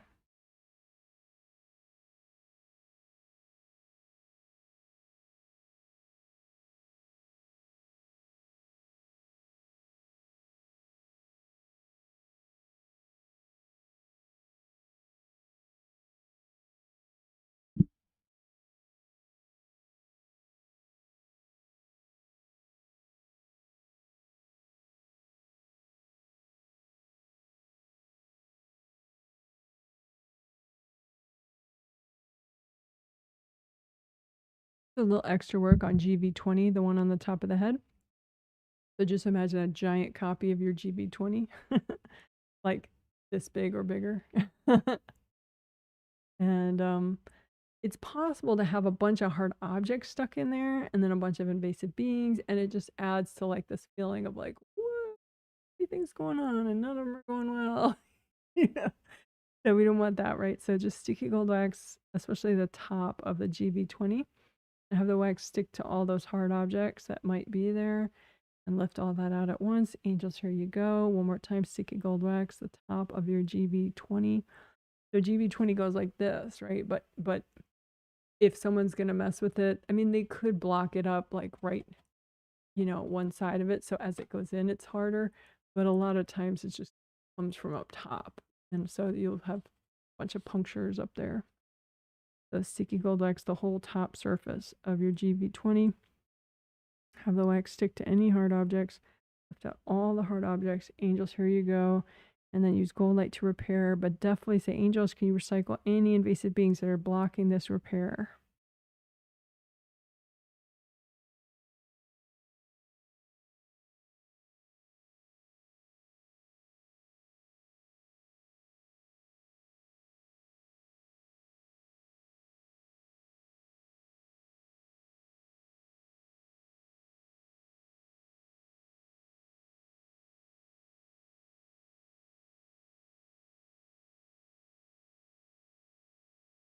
So when you visualize this chakra or any of these chakras, the acupuncture point chakras, red is a really good color for them, for the whole meridian. Red is a great color energetically. And you want it to be red and flowing. So if it's red and like hard, that's an issue, something's going on, or if it's any other color, especially black or white, that's a thing. It's just lots of gold light until it feel like it's red and flowy. GV20.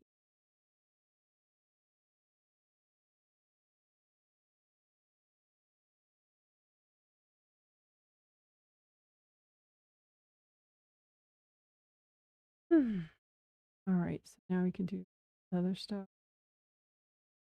Bladder meridian. And if you don't find that these meridians get to the point where they're red and flowy, even after you've worked them, it could be then that the whole Wei Qi aura is all ripped up around it. The Wei Qi aura is the gold flowy aura that's supposed to be there to protect that meridian and nourish it with gold light all the time. So we could extra repair your auras above your GV20 and just make sure that none of them are ripped up. Some local repair. The gold light angels. You recycle any invasive beings that are in the way of this aura.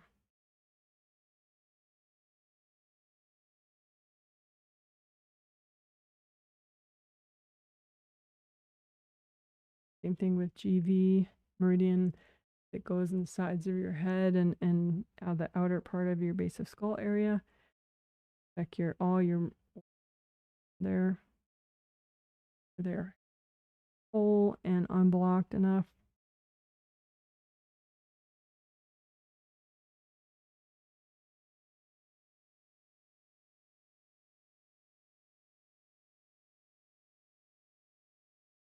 Same thing with the UB meridian, the yellow one. Yellow just in the diagram. Hopefully in real life it's all red and flowy. Starts in the inner corner of the eye, goes up a little over and then back, and then as you see it splits from 2 pathways into 4. So unblock your whole mohawk area, which is my word for, if you had mohawk hair where it would be all tall and spiky. That's the mohawk area in your aura.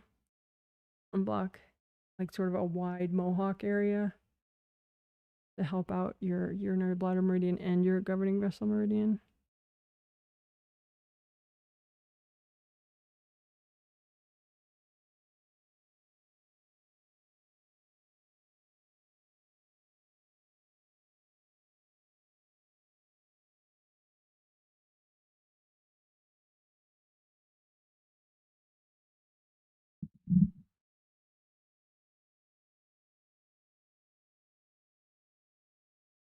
And gold light directly to the the gallbladder meridian and the urinary bladder meridian.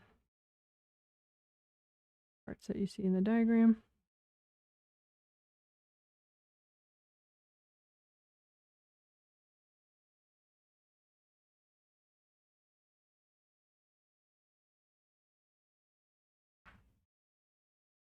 Oh, yeah, let's do that.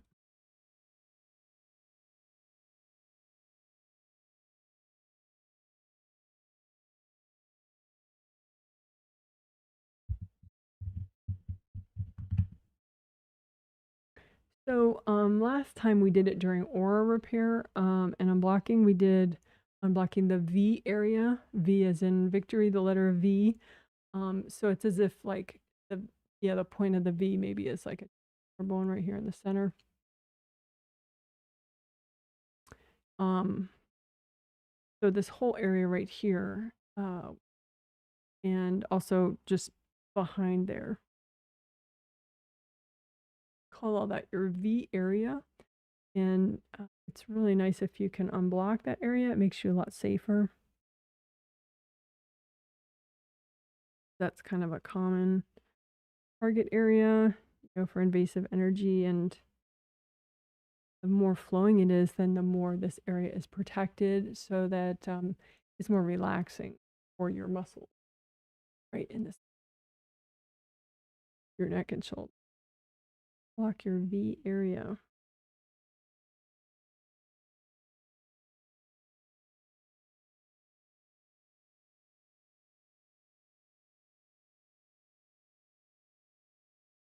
And sometimes you might have a really big chunk of blockage right near the skin where your neck and your shoulders meet.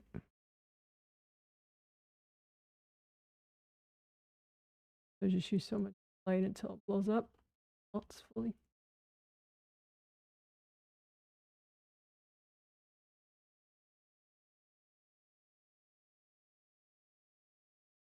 And sometimes those blocks have been there, you know, most of your life. So it's okay if it takes like 20 seconds to melt it, you know, take your time.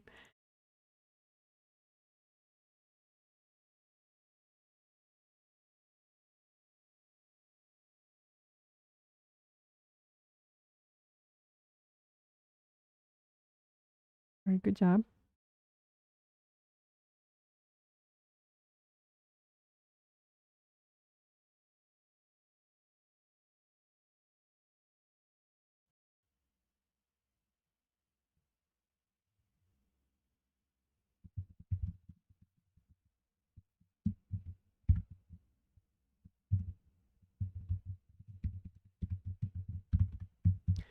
So this is the final part of the fifth essential. The fifth essential is all the back of head stuff. And so this final part is, I abbreviate generally as GKW, but it stands for good karma windows. So there are these special places in the back of your astral body aura layers, right level with the base of skull area.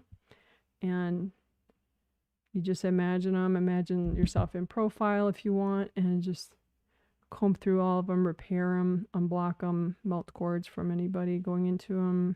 You can lift out the hard objects and blow them up, or lift out the hard objects, give them to your angels. Angels, here you go. Angels, here you go.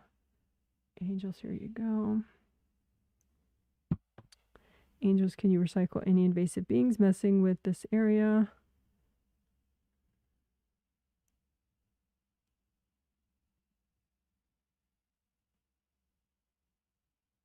So those good karma windows, they look like triple frame windows when they're repaired. And so that's looks like one of them. Right? And then each one is the color of your energy in that aura layer. So if you set your first chakra at the base of your spine to red, then that means your energy flowing through that first layer closest to your body is red. So therefore, that first good karma window back there is red. Well, it should be. If it's got, you know, somebody cording it, maybe it's a different color. But anyway, so if you need a reminder of where each chakra is, what each chakra helps with, or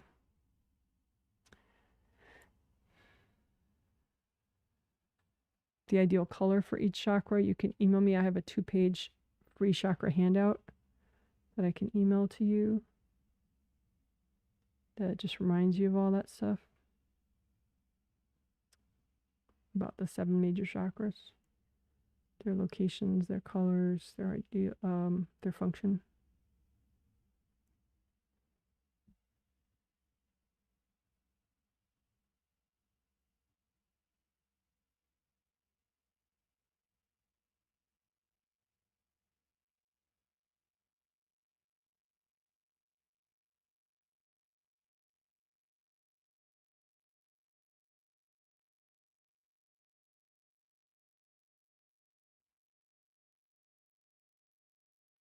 All right.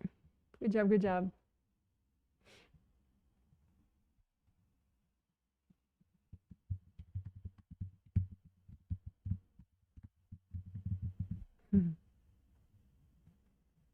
All right. So we just finished the 5 essentials. Woohoo! Plus we did, you know, extra thorough chakra work. Extra thorough.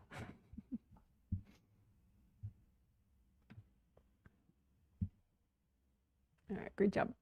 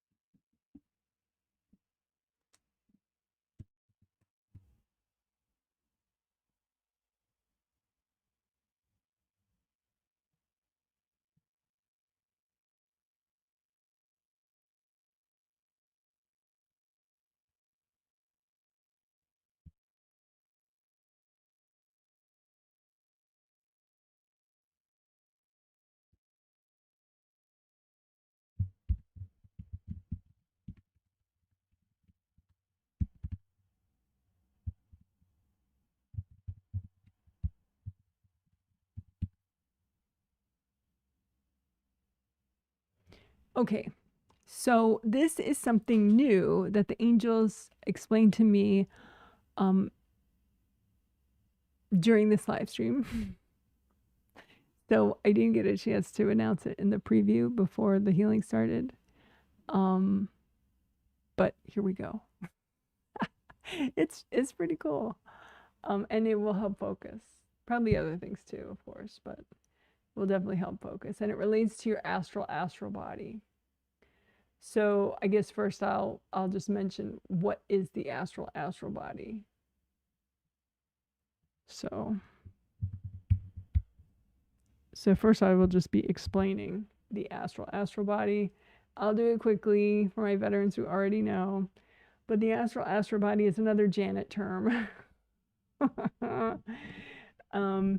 There's a part of your spirit, you as a spirit, that doesn't come into your physical body, even if you're awesome and you're in all your chakras all the time. There's another part of you. The part of you that comes in is your astral body.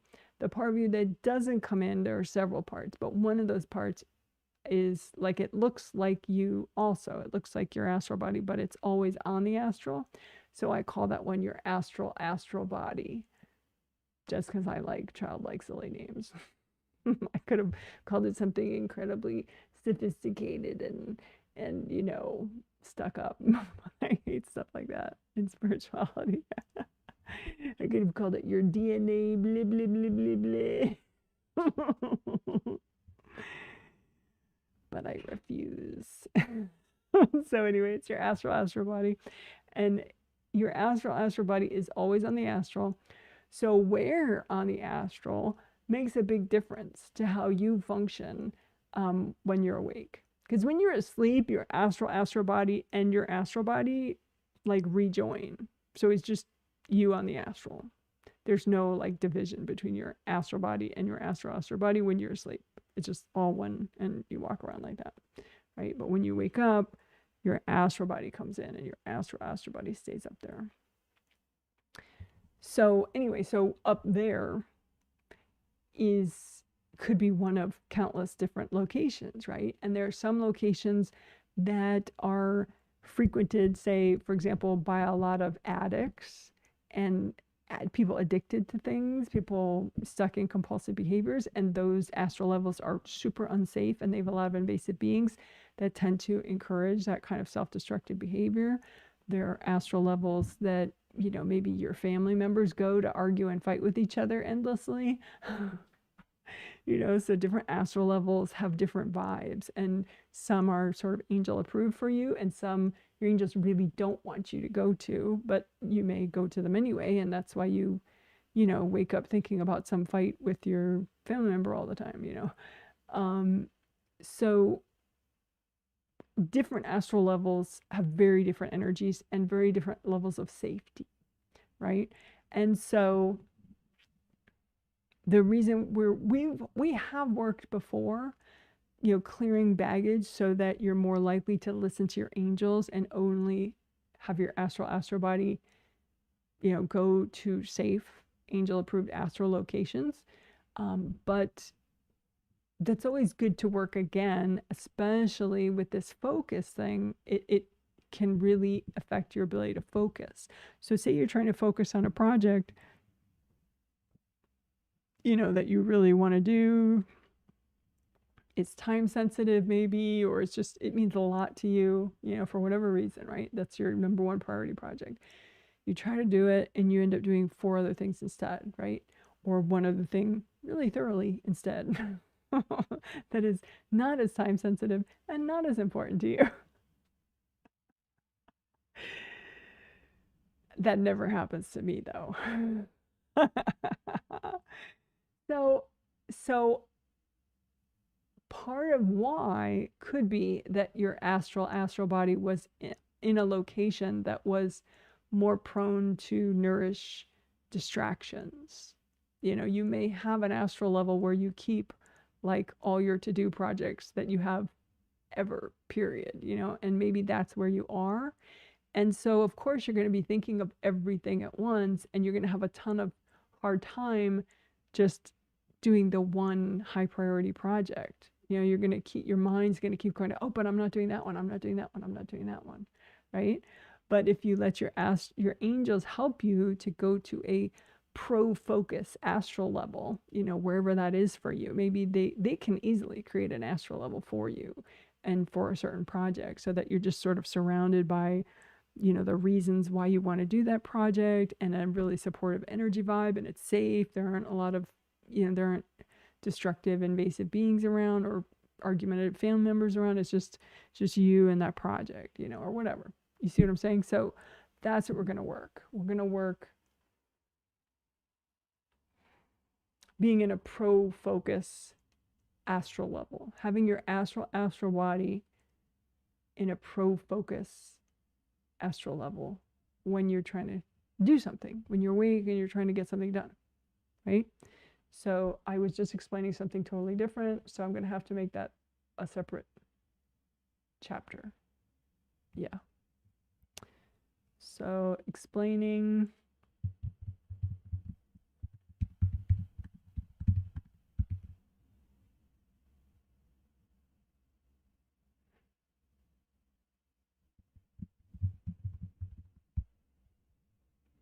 I'll make that all the same chapter, just because sometimes I make too many chapters and then YouTube is like, your info section is too long, because there's like a character limit. So pro-focus astral level. Okay, so I just explained astral levels or astral locations and pro-focus astral level, what I mean by that. Okay, so now we're going to clear blocks, so you can choose, you're more likely to choose pro-focus astral levels for your astral body.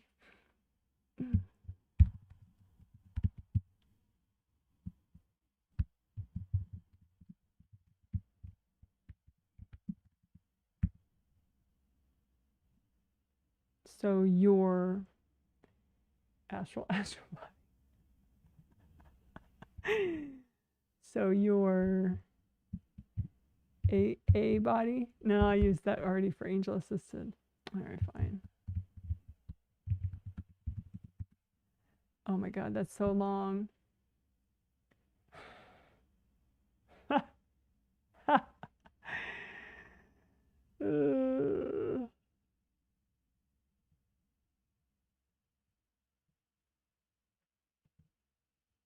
All right, so we're going to clear energy blocks so that your astral body can go to pro-focus astral levels. When you're awake, you're trying to get your most important project done. You're trying to make progress on it without 15 distractions.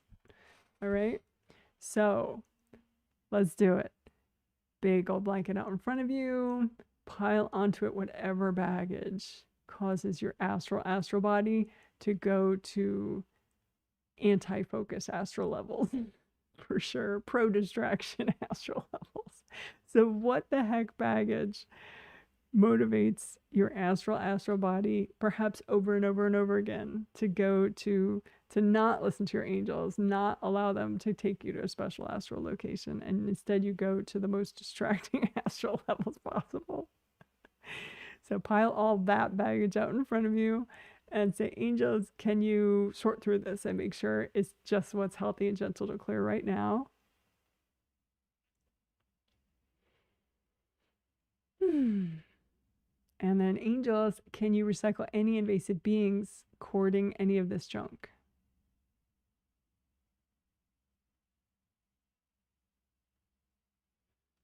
All right. And then go ahead, use gold light. You can do the rest and just melt away cords from people and you going into all this junk. And if you still feel any like cloudiness or weirdness moving around it, you can ask again, angels, can you recycle any invasive beings courting any of this junk? And just keep melting until it all melts away fully, or you could blow it up until it's all gone.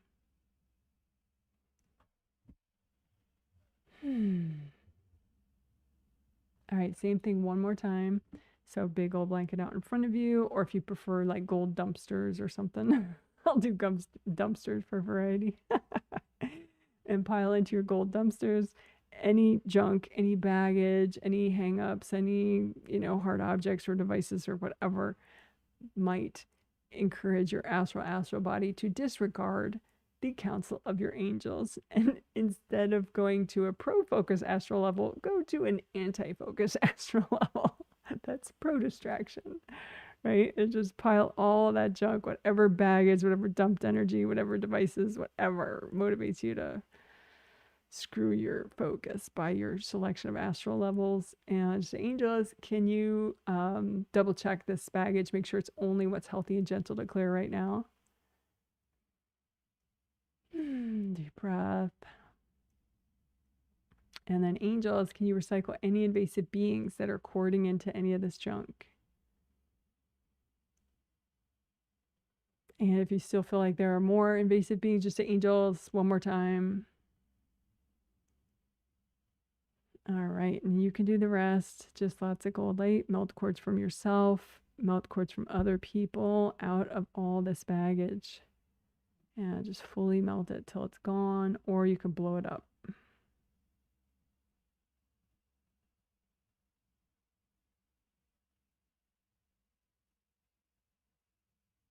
And if you have any leftovers, just wrap it up in gold light and give it to your angels. Angels, can you help me with this?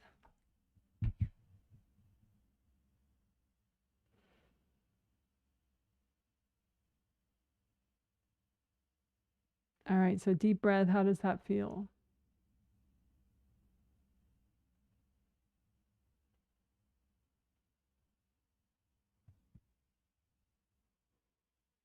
All right, good job, good job. Woohoo. Great job. Woohoo.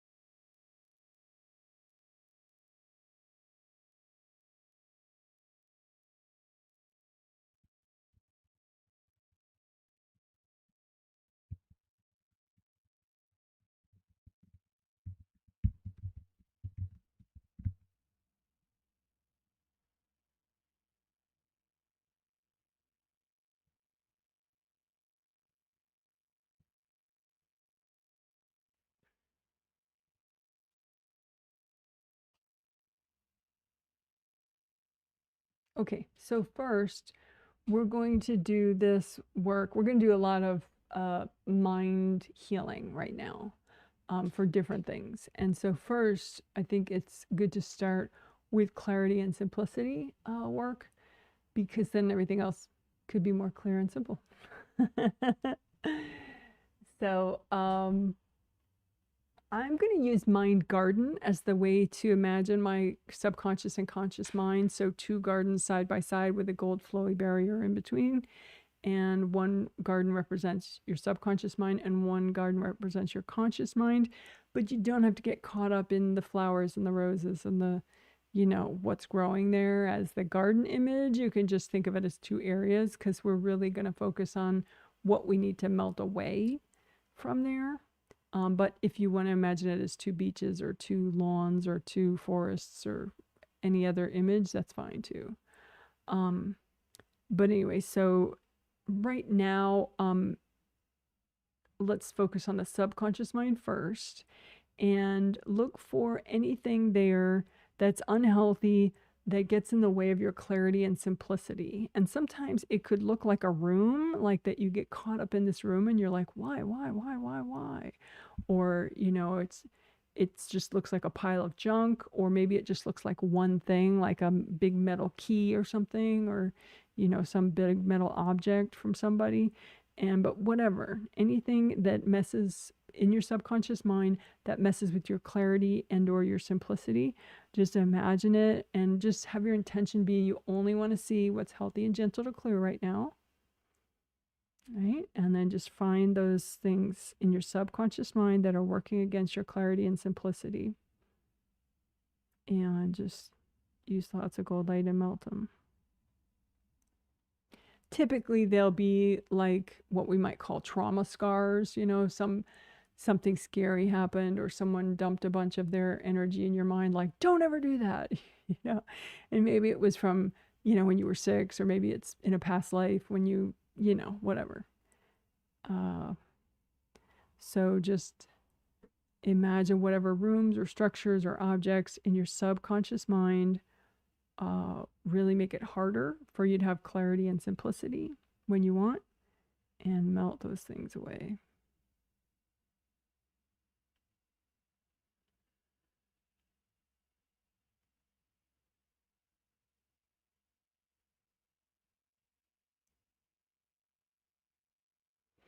And then we'll do the same thing for your conscious mind. So, and if at any point you get too spacey, you could reground, right? So grounding, just make a big, 2 big groundings, right? As wide as all your auras and wide all the way down to the core of the earth. Make them both red or both orange or both yellow. And you can quickly, make a copy out in front of you of both your groundings and unblock them with gold light from your hands. Just melt all the blocks away out of your grounding. Make sure nobody else's grounding is detouring into yours, and vice versa. You want your grounding to just go straight down all the way to the core of the earth and to stay wide and flowing the whole way down, right? Okay, so that was just a quick little grounding, which you can stop and do whenever you need to, right? Okay, so now let's do your conscious mind.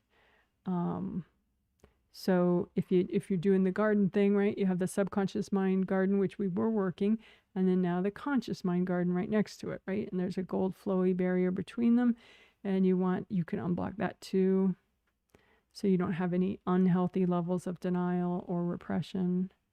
You want to have your wisdom bubble up when you need it from your subconscious mind.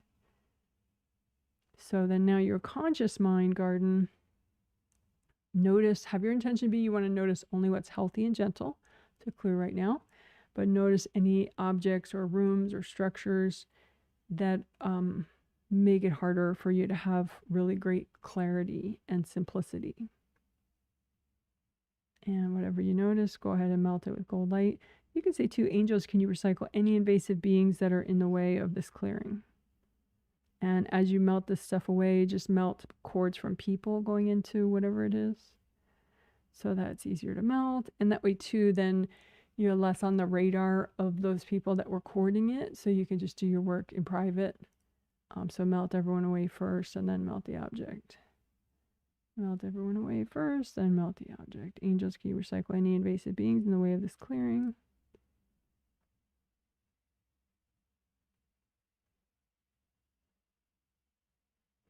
And just for fun, like say that it's not, you're not generally aware of if something is from this life or a past life. You can specifically imagine, like say,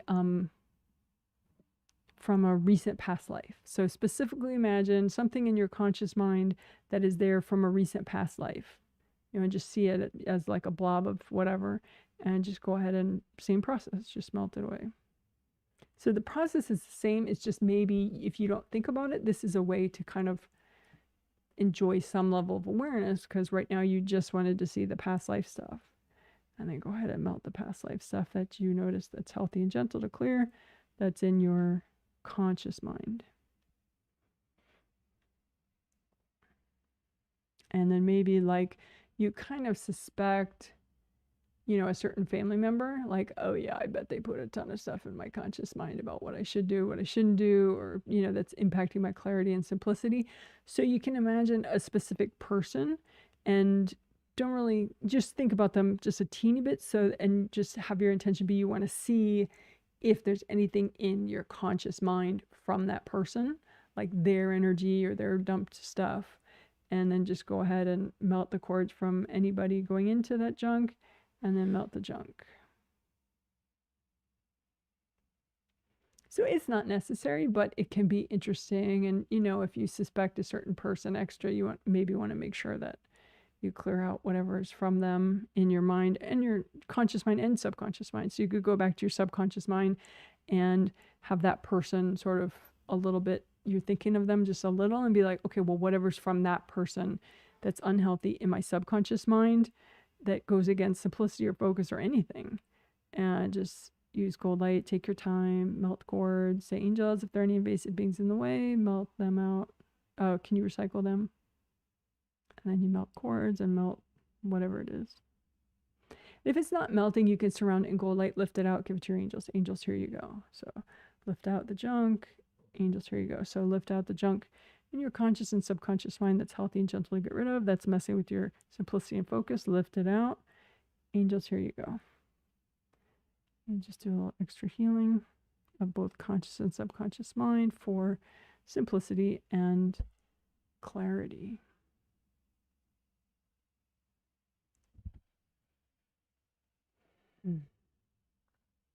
All right, good job.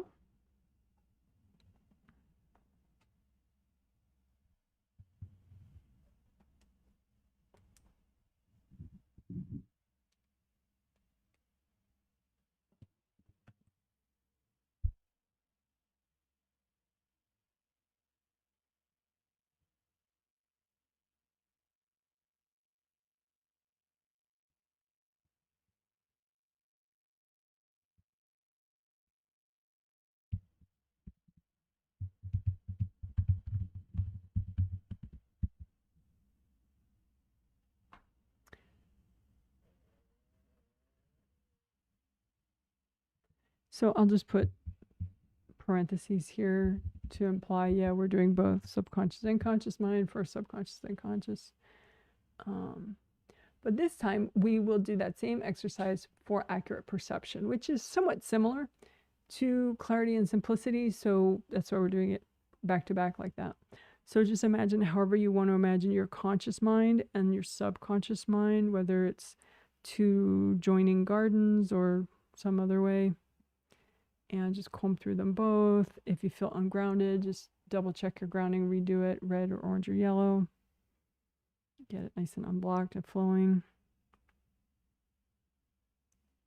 And then just go ahead and imagine stuff that's in your subconscious mind that messes with your ability to perceive things accurately.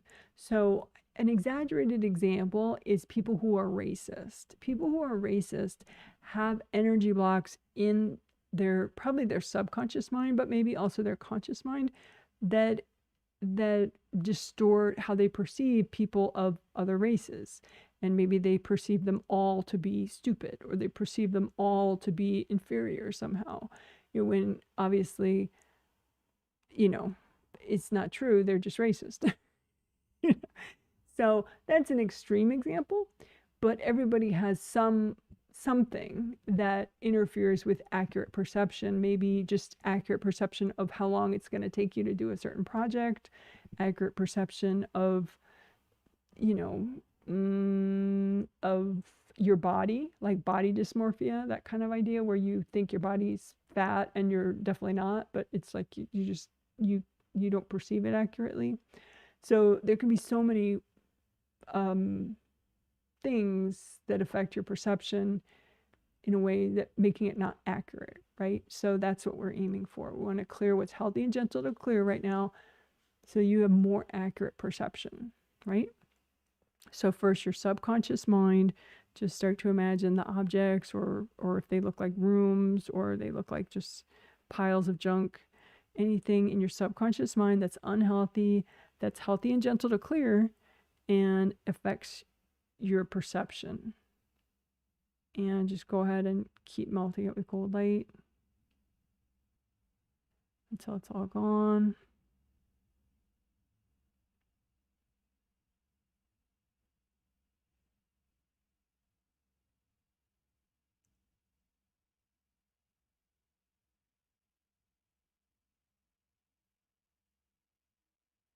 And you can say, angels, if there are any invasive beings getting in the way of this clearing, can you please recycle them? Like, for example, there are invasive beings that encourage addiction, and there are invasive beings that encourage racial hatred. But there are other, examples. Those are just nice, extreme, obvious ones that I could say. So as you notice, anything in your subconscious mind that makes your perception less accurate, that's healthy and gentle to clear right now, you can go ahead and, as you use gold light, just say, angels, can you recycle any invasive beings in the way of this clearing?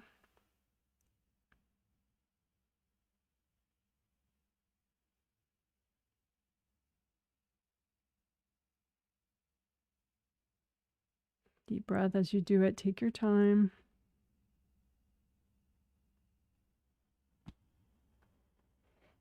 All right, good job.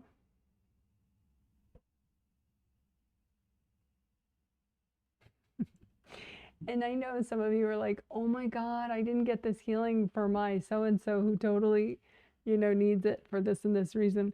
If you didn't get this healing for one of your relatives or someone you know who totally needs that particular kind of work we just did, you can say, angels, can you please give that healing to, so-and-so. And that way, if your angels and their angels talk to that person on a spirit level, maybe that person will agree, and then the angels will work with that person in their sleep about it.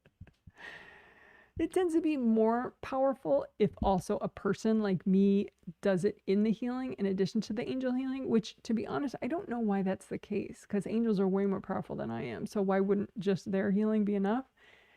But the angels always explain it to me like that humans need to undo human problems, like that it's sort of a human debt. So if a human helps you heal from it, it's sort of like appropriate or something.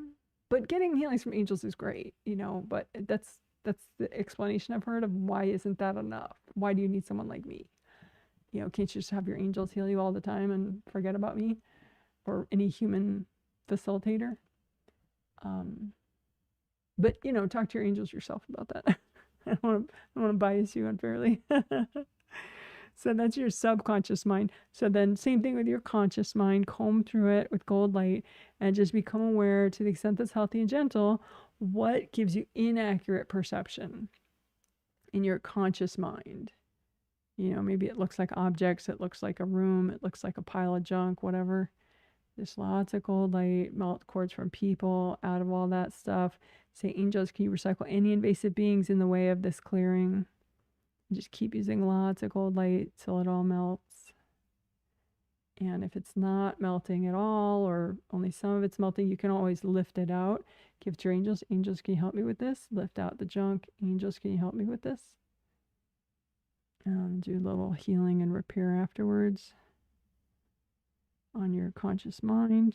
Again, look in your conscious mind, or if you can't see, that's fine. Just do it with your intention, right? Imagine your conscious mind and imagine what's healthy and gentle to clear right now in your conscious mind that is messing with the accuracy of your perceptions.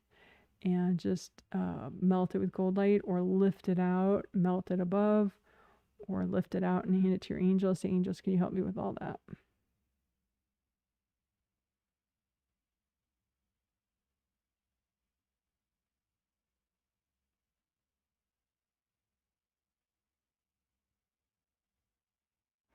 And if you've received religious training in this life or past lives, and I don't know if there's anybody that has never received religious training in any lifetime, um, some of the training, some of the religious instruction could be very healthy, you know, telling you to live a, you know, a righteous life and, you know, a value-based life and all that, right?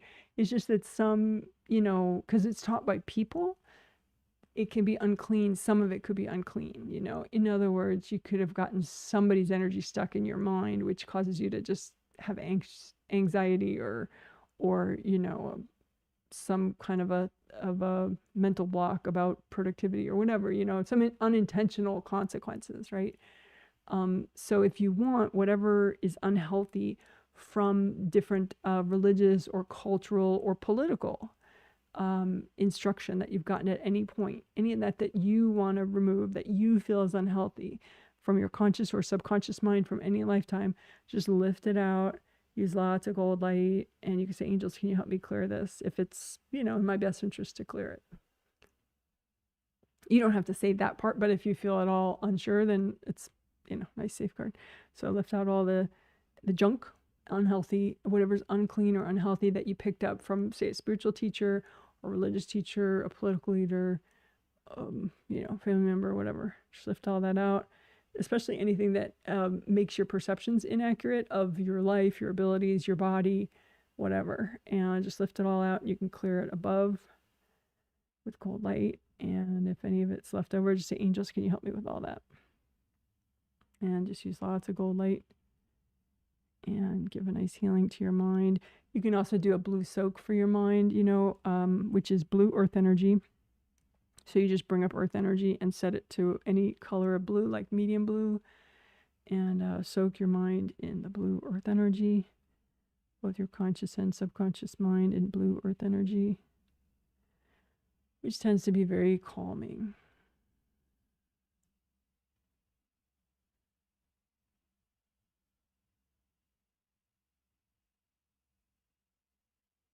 All right, good job.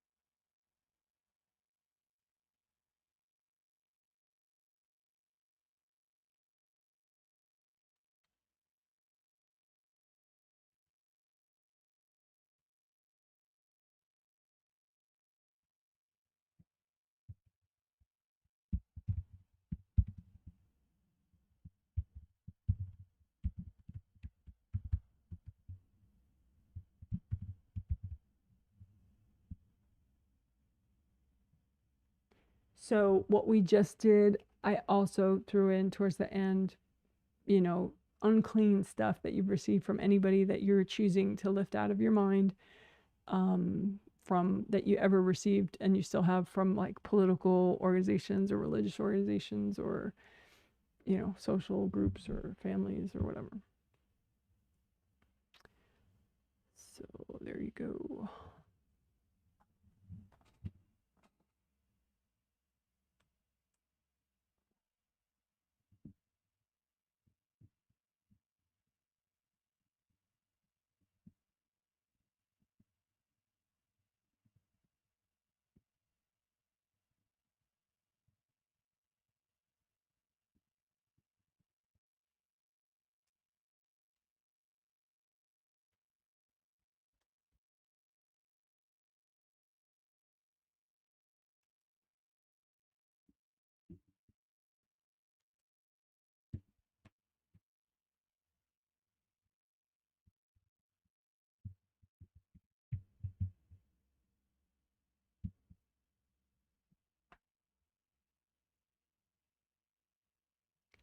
So this time we'll do it for focus. And if I could, I would write lots of heart emojis around the word focus.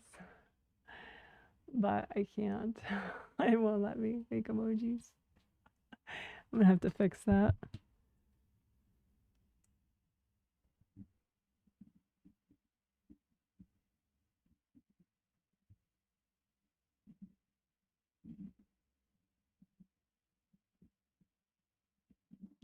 Someday I'll figure out how to display hearts somehow. Someday I will. We'll do it.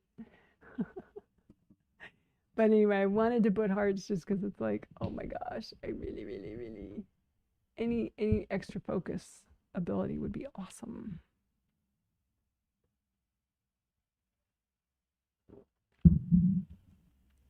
I love being able to focus and accomplish things that are most important and time sensitive. All right, so let's do it. So imagine whatever imagery you want for your subconscious and your conscious mind. Imagining two gardens with a gold flowy barrier in between the two. And first, let's do subconscious mind. Imagine whatever is healthy and gentle to clear right now that messes with your focus, your ability to focus. That's in your subconscious mind. So it may look like, you know, a dark room or a dark cave that you get trapped in and then you just spiral, or maybe it's just a heap of junk, or maybe it's a single object like a key, or, you know, some hard object from somebody. But, you know, it might be all of the above, you know, a whole bunch of stuff. And so just go ahead and use lots of gold light. You can say, angels, can you recycle any invasive beings in the way of this clearing? And I just keep using gold light, melt everybody's cords out, and melt the junk. If you prefer, you can lift out the junk so it's above and then melt it that way.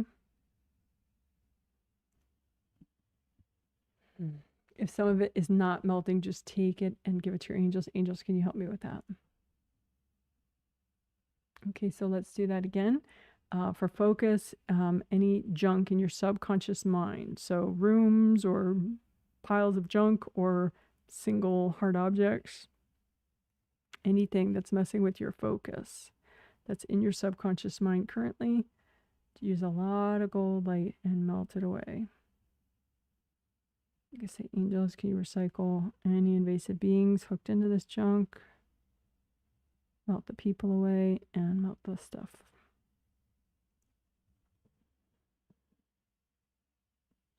And if you suspect a certain person that might affect your focus, you can look just for anything from that person that's stuck in your subconscious mind that impacts your focus. And go ahead and melt it away. Some of it can be stuff that you know, it's kind of surprising. Like maybe you have a pile from an ex-boyfriend that you don't even think of anymore, but it's in your subconscious mind. So you're not conscious of it, you know, but it still maybe distracts your focus. So it might be fun to kind of pick different people and be like, okay, do I have anything from that sibling? Oh yeah. And then just go ahead and melt that. And then like, okay, do I have anything from that parent? Oh yeah. You know, do you have anything from when you were in elementary school? Just see only the focus disturbing stuff from elementary school in your subconscious mind and melt it away. And what about from, you know, before you were 3 years old? Do you have anything in your subconscious mind that's impacting your focus from before you were 3 in this life? Just go ahead and use lots of gold light and melt it away. Because it's pretty easy to get overwhelmed when you're that little. You know, I mean, maybe one of your parents dropped something and then they got really mad because they dropped something. But you're 3, you don't understand any of that. So you just start screaming and crying because you're scared and you think that they're mad at you now, which they weren't mad at you, but now you're screaming and crying. So now they are kind of mad at you. You know, it's really easy to get overwhelmed and confused when you're that young, you know, when you're 1-year-old or 2-year-old or 3-year-old. So just look from those ages and all around that age. Maybe there's something else in your subconscious mind that messes with your focus. And just go ahead and take your time and melt it away. You don't have to re-experience it at all. That's why if you just imagine it like an object or something, it's easier. Then you stay more present. And you melt it away, which is good. All right, same thing for your conscious mind. And if you want, you can imagine different people or different time periods or past lives only. You know, whatever is healthy and gentle to clear that's impacting your focus. Or you can just, you know, not worry about any of that and just whatever it is, just melt it with gold light.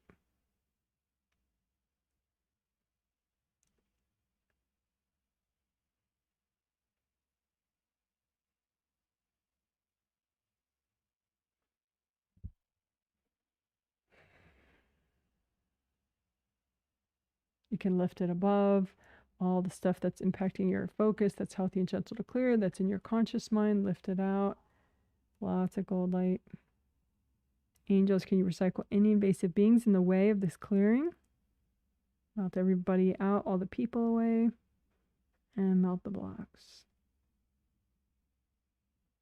And if any of it's not clearing, just wrap it up in gold light and give it to your angels. Angels, can you help me with all that?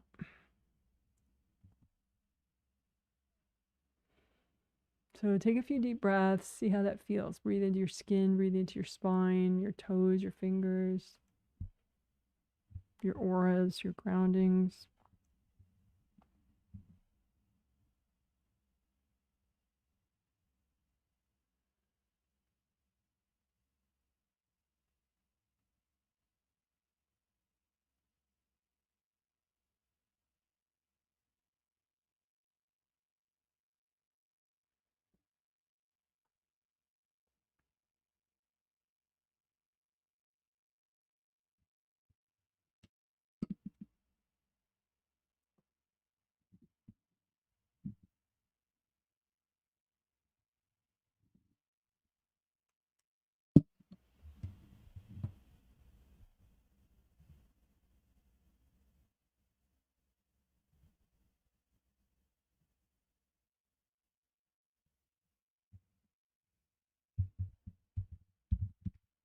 So I'll put this one in all caps too, just because it's another one that's so important.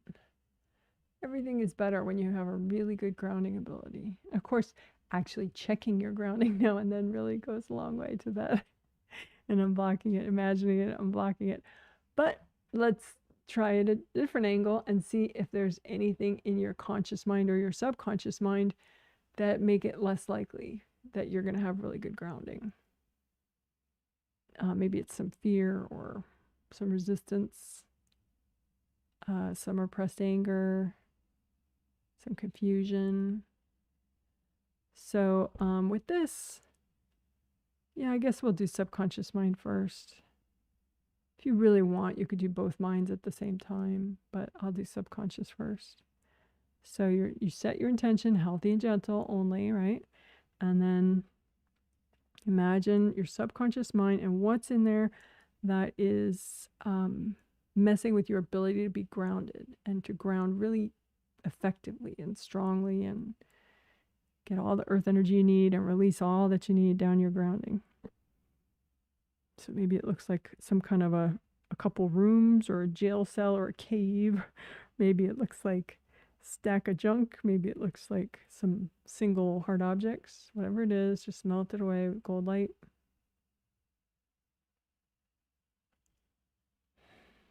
Find some more stuff in your subconscious mind that makes it less likely for you to be well grounded. And you can say, angels, can you recycle any invasive beings that are in the way of this clearing? And melt people away. And melt the objects. One more time, subconscious mind, anything in the way of you being super grounded all the time, lift all that out, maybe melt it above for variety.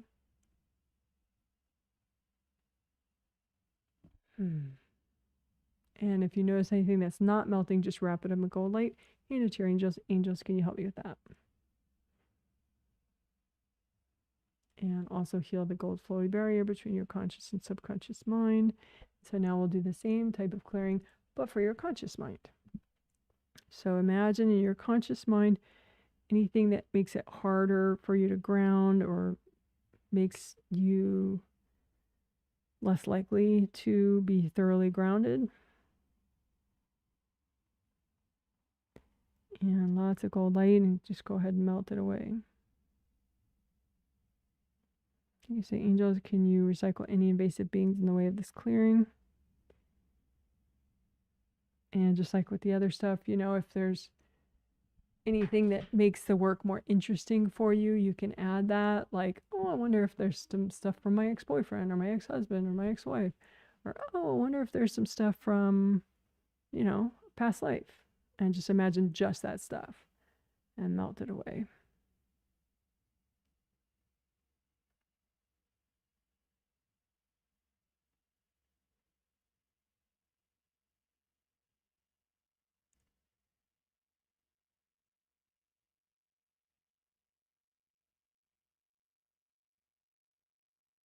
Again, this is stuff that makes it less likely for you to be well grounded.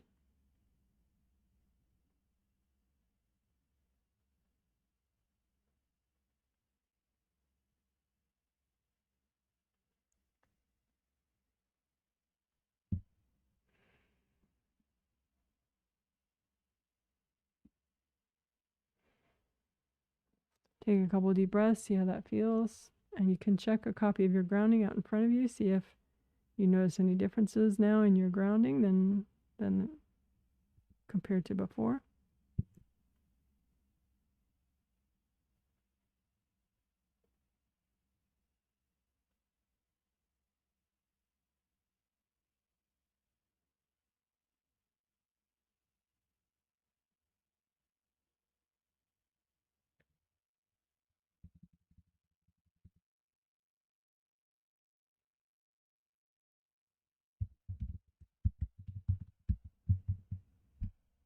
Okay, so this is the last one we're doing for the mind healing. And this is to help communication. Wouldn't that be nice? So communication is kind of a broad topic. It also implies your ability to hear others, you know, and be a good listener, as well as, you know, deciding what to say, when to say it, if you should say something at all to a given person, word choice, you know, all sorts of stuff. So imagine your subconscious mind and your conscious mind, heal them both with gold light. You can bring up blue earth energy, soak both of them in blue earth energy, straight up from the core of the earth. Bring that blue energy up, blue earth energy, and soak the conscious and your subconscious mind. And notice in either conscious or subconscious mind if there's anything that is healthy and gentle to clear right now, that if you cleared it, you'd be a better communicator.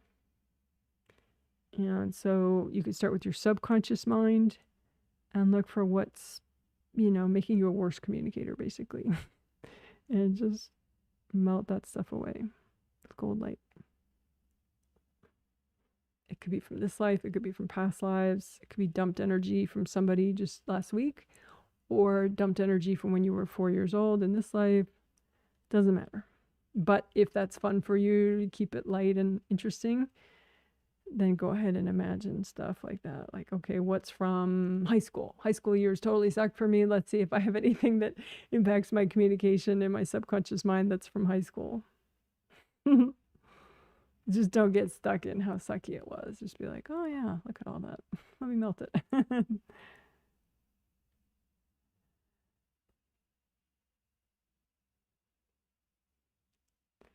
So again, subconscious mind, what is there that's unhealthy but healthy and gentle to clear right now that would help your communication?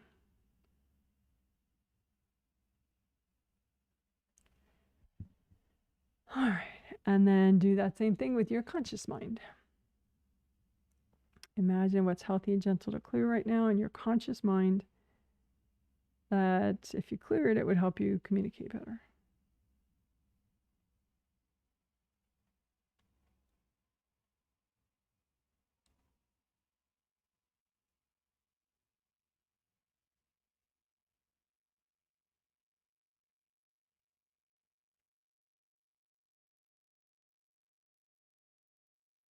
Like there are all these nuances to communication, like maybe there's a way that you could communicate that would imply more respect or more humility or more of a sense of humor. You know, there are all sorts of things like that. So you could also just imagine both subconscious and conscious mind and lift out anything that's healthy and gentle to clear right now to help you to be more of a nuanced communicator, we'll call it. Right? So lift out all that junk and just use lots of gold light and melt it away. Again, lift out anything from your subconscious and conscious mind that's in the way of you being a more sophisticated, nuanced, mature communicator. Lift out all that junk, lots of gold light to melt it away. Melt everybody else out. You can say, angels, if there are any invasive beings in the way of this clearing, can you recycle them? Use so much gold light that it all melts. And if some of that didn't melt, just wrap it up in gold light and give it to your angels. Angels, can you help me with all that? And again, just another blue soak for your mind. Earth energy straight up from the core of the earth, set to blue. Nice medium blue to help soothe your mind.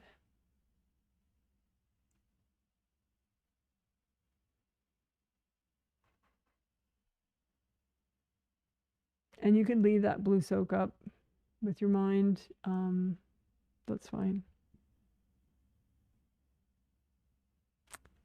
All right. Good job. Good job. Woohoo. That concludes the mind healing for today.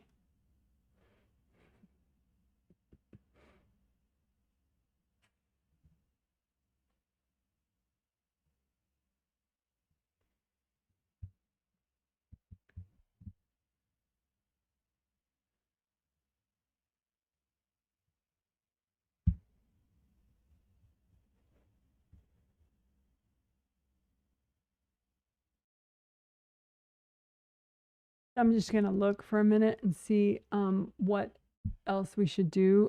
Probably not much. I think we do a really wrap up, but I'll make sure. So just a minute. So I'll just looking.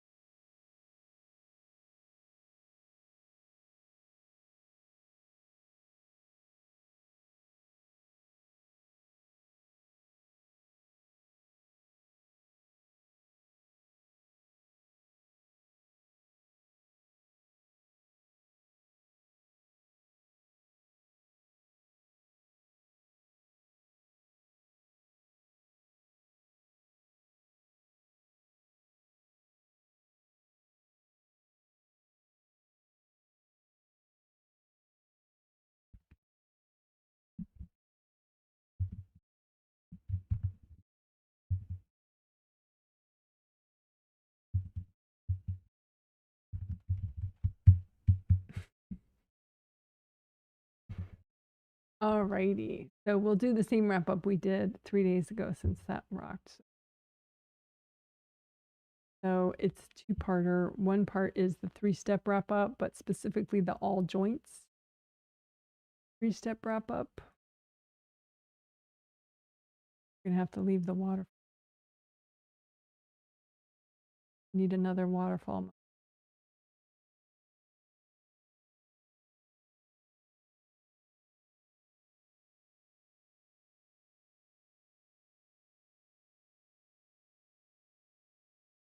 I'll go back to it during. Okay.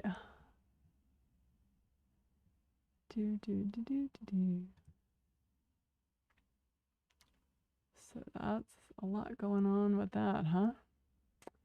A lot going on. Let's simplify it just a teeny weeny bit. Okay. So our 3-step wrap up. First, super simple, ask your angels to recycle your lurkers. Angels, can you recycle my lurkers? Which is just because you're so awesome, you got so much more present, and so you probably knocked out a bunch of invasive beings, and maybe some of them are still lurking about around the edges of your auras, waiting to make trouble later. And you may have a couple more, so just say, angels, can you recycle the rest of my lurkers, please? Deep breath. Okay, so then clear stebs. So big gold blanket out in front of you, pile onto it copies of any stubborn triggered energy blocks, which is what STEB stands for. Any stubborn triggered energy blocks, put piles of them out in front of you on the gold blanket. And say, angels, is it healthy and gentle to clear all this right now? So they sort through it for you. And then angels, can you recycle any invasive beings that are courting any of this junk? Deep breath. And then you can do the rest. Just lots of cold light from your hands. Melt away cords from yourself and from anybody else courting these blocks, which is probably why they didn't clear earlier in the healing, because someone was courting them. So be sure to melt all the cords and then melt all the blocks or blow them up.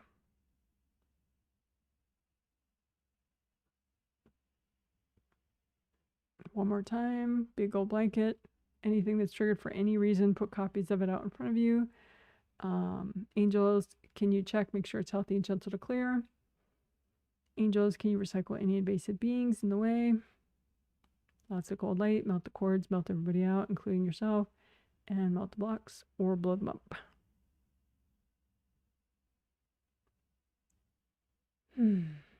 Okay, and now that final step, which is a lot there, but quite fun. So unblock all at once your creative rings, that's CR, which are up here, the 3 gold creative rings. And then 7 and 7 is all your major chakras along your spine, 7 physical body chakras and 7 astral body chakras. And then all the joints in your body, big and small. So just bounce around, do them all. So creative rings, 3 gold rings, make a copy out in front of you. Lots of gold light. You can unblock above them in the upper part of your aura.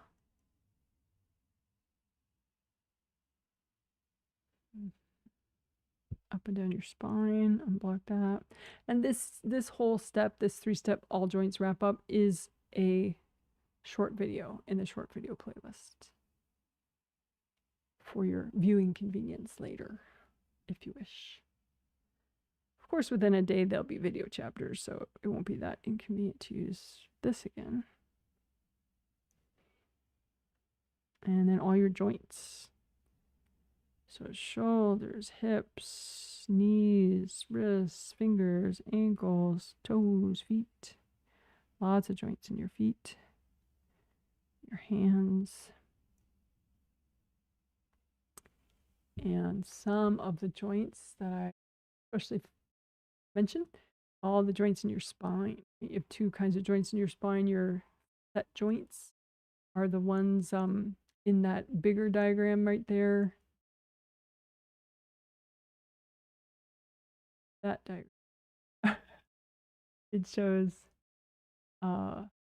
2 vertebrae and viewed from the back, and the light blue little thingies on either side, those are facet joints. And then you can barely see it, but in front of that looks like cookie filling in between each vertebrae. That is a disc joint. You have lots of disc joints in your spine and lots of facet joints. And sometimes I prefer to do like one side of facet joints at a time when I'm unblocking and thinking about them. Because sometimes it's just too much in my brain at once.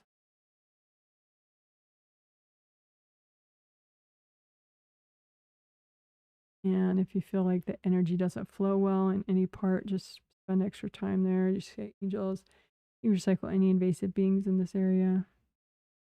Melt cords from people. So you get that flow nice. And then the joints here, sacroiliac joints on either side of your sacrum. So your sacrum is at the bottom of your spine, right? And then sacroiliac joints in that diagram are from your sacrum, between your sacrum and your ilium bones, right, of your pelvic bones. So there's gold light there. You don't want anybody courting any invasive beings in the way of these joints. They have nerves. There's a lot of nerves in these joints, so they're really important. energy flow here is really important. Hip joints, super important for walking.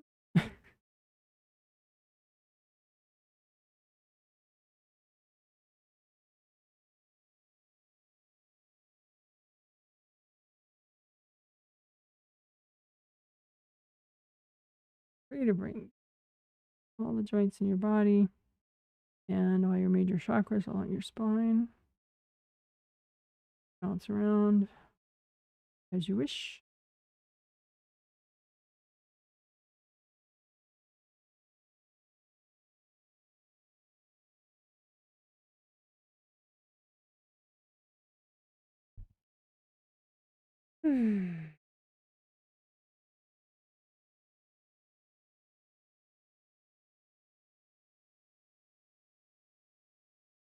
Okay, so that's enough for the 3-part wrap up.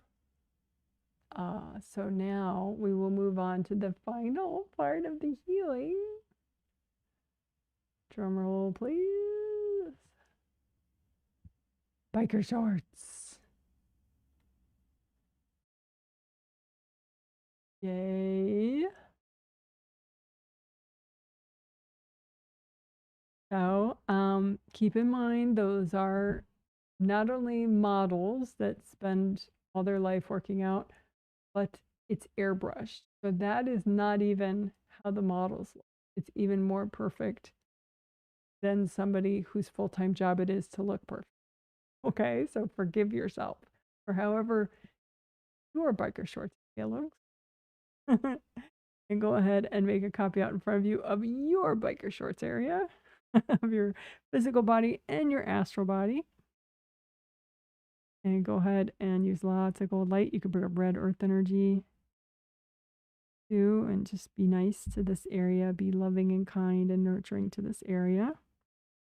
And comb through and unblock and repair, if needed, your auras all around this area.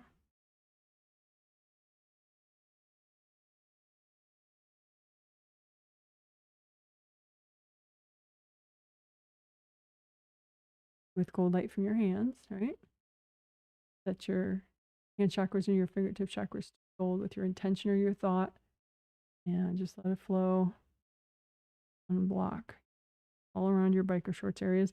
And your first and second chakra are in your biker shorts area, right?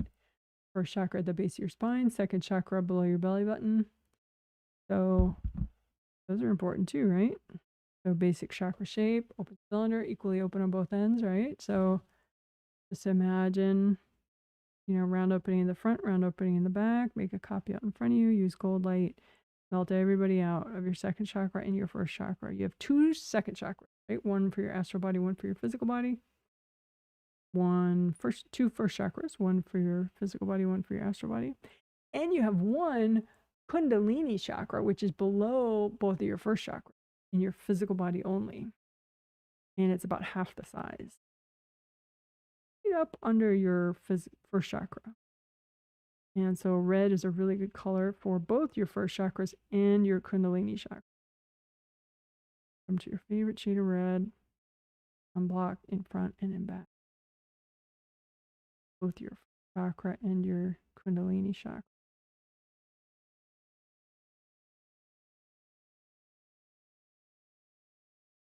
In your Kundalini chakra, you want it unblocked enough so that you can like sort of subconsciously dial it up or dial it down and turn it off when you need to. Because you need to turn it off to go to sleep or to go back to sleep, and you can turn it on like a low to have like a peppiness through your day. You can turn it on to like a medium or high if you are having a spicy time with yourself or with others.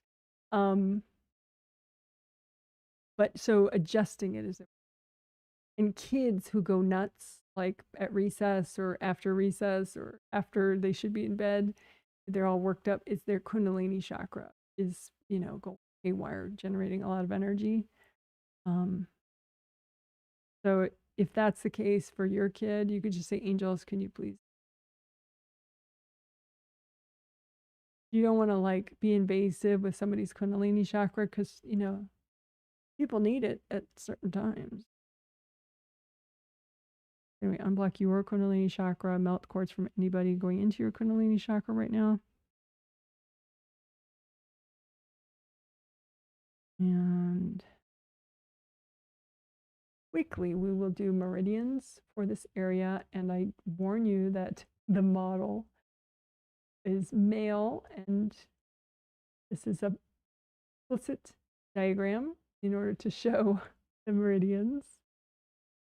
So here we go.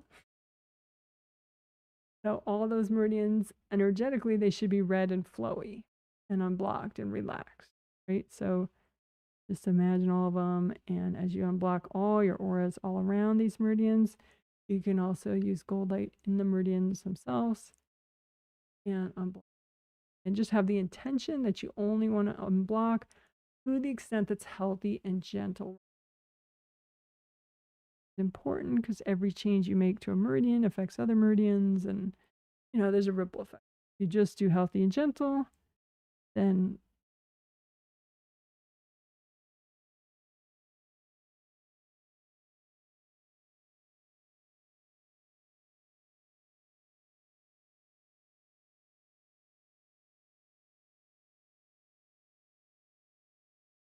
and you do have some in the back there of your biker shorts area, so you're seeing a little bit of it right there.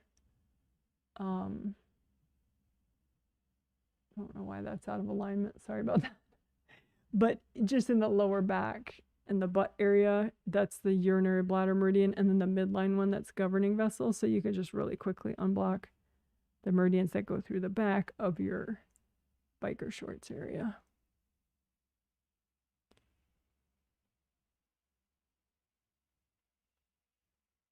And the upper thigh meridians right there, I don't have a good view of it right there. Let's see.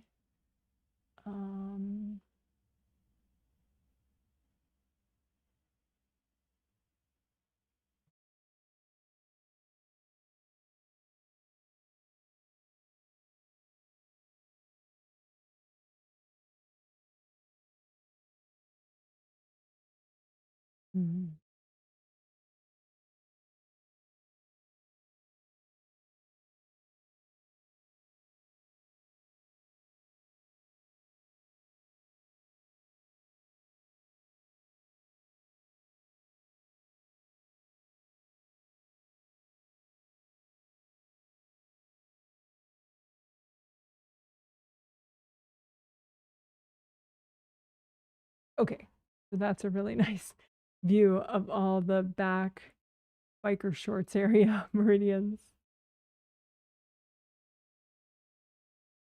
So that's urinary bladder meridian right there. And then that's governing vessel meridian, that midline one. And then there you can see a little bit of the kidney meridian going up the inner thigh right there. There's also a couple more in front. So you get the urinary bladder one and the governing vessel one.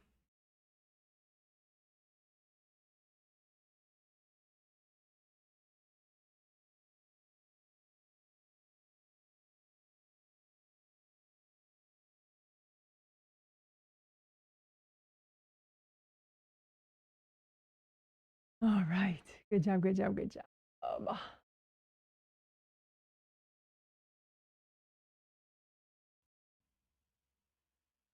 All right. Great job. So that's a healing. Woo, woo, woo. You're a total rock star. Yay. And if you didn't do that whole healing for yourself, on yourself, that is okay. If you feel like you don't have the motivation to do this video yourself consciously and heal yourself with it, but you feel like you do need to work more on it, you can always say to your angels, angels, if I need more of this, can we work it in my sleep on the astral?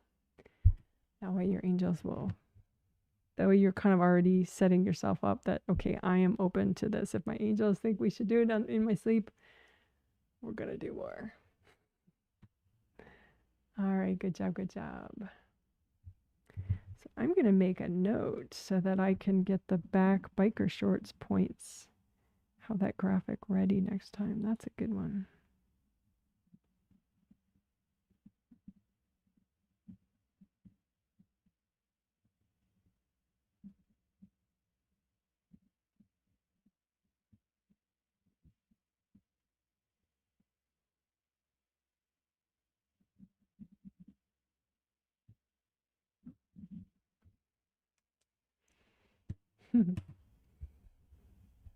Right? I love biker shorts work. I don't know why I love it so much. I think it's because it's like, well, it's like it's like unifies vanity plus health plus spirituality, like biker shorts and working out, and you want to have good energy in that area because it's sexy. And it helps libido too. And but it's spiritually significant area. I just like it. It's cute. All right.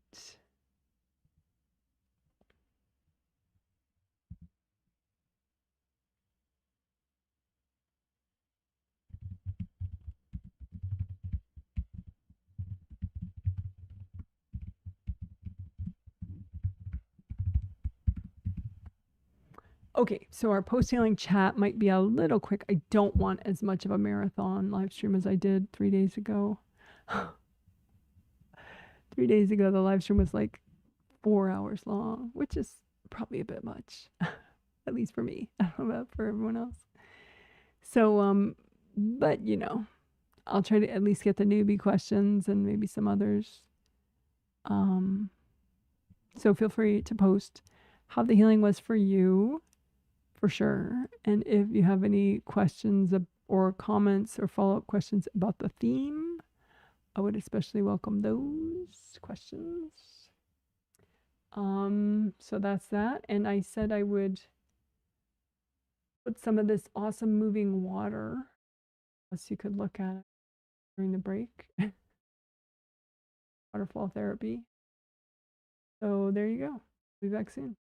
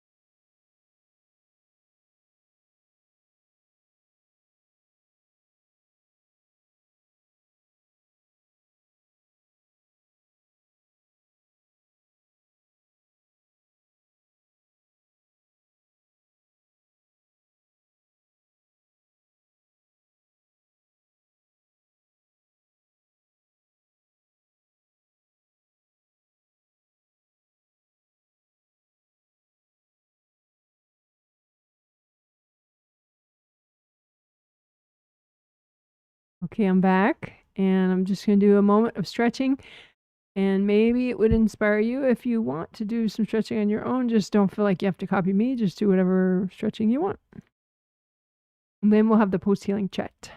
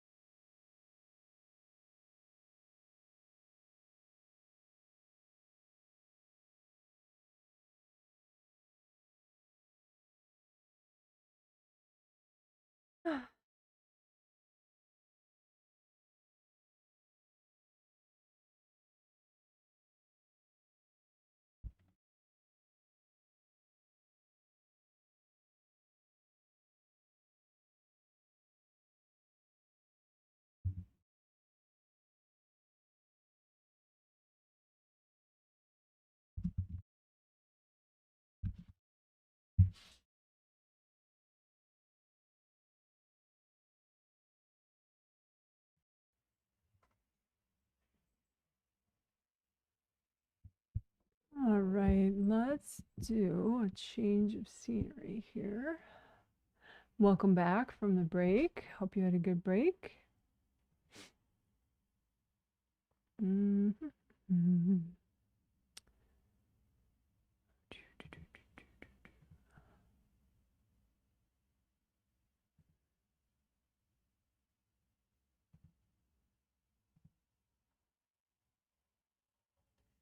Yeah, let's do that.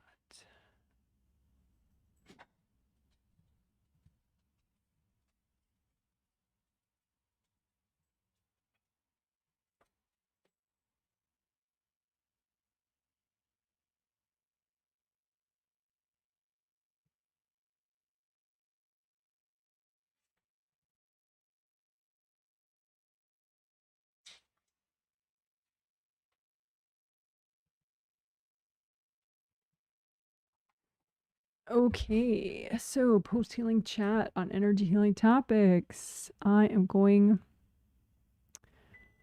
to check and see what I have not read yet of the chat comments. Thank you very much for your chat comments. If you haven't made any, feel free to make some.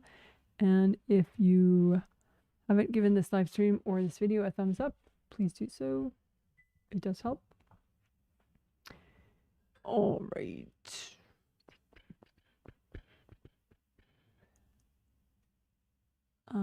Hey, Janet, happy Sunday from hot Las Vegas. 110 degrees Fahrenheit. Wow.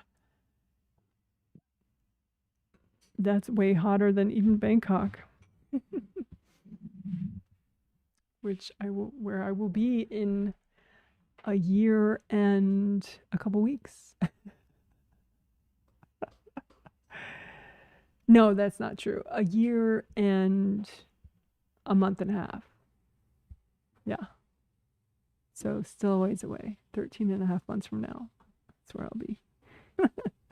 Right now they have their rainy season. I mean, that's not why I'm not there right now, but let's see.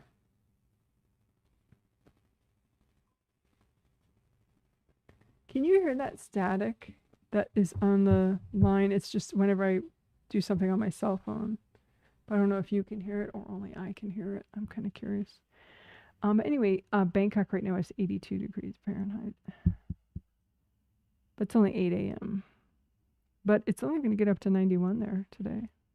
Fun fact. But anyway, okay, well, wow. Las Vegas, 110. That's kind of insane.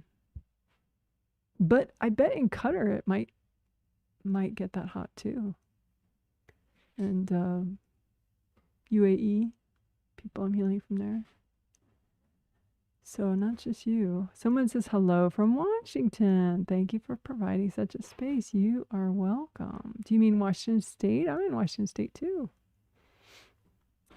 Someone else from Washington, D.C., the capital of the U.S., which is very far from Washington State, which might confuse people who are not from the U.S.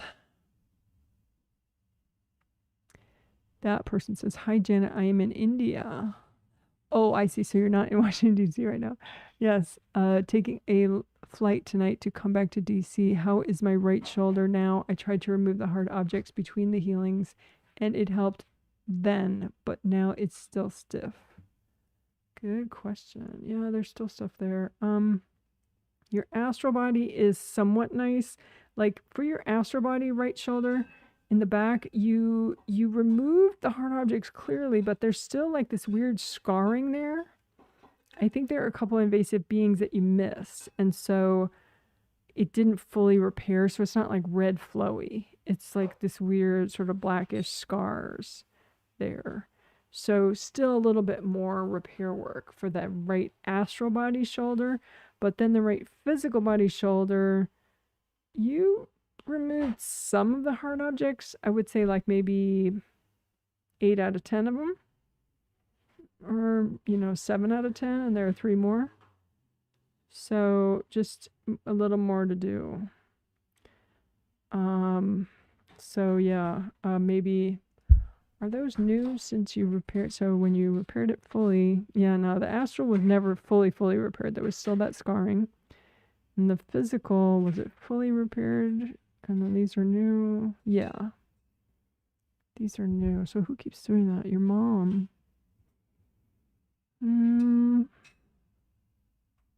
It's not your aunt.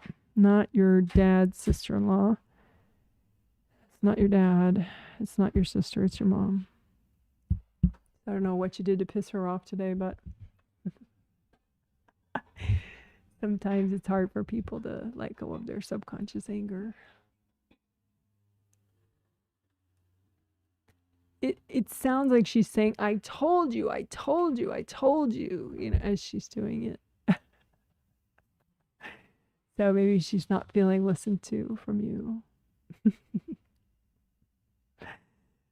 So I don't know if, maybe just like a little park bench talk with her telepathically and be like, yeah, I get where you're coming from. I didn't understand before, and now I totally do. Or, whatever you want to say. But some kind of astral communication with her maybe might help her to cut it out. And then you'd have less to repair. You wouldn't have to keep repairing then.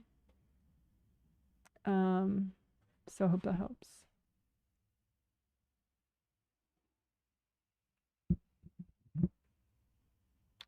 All right. So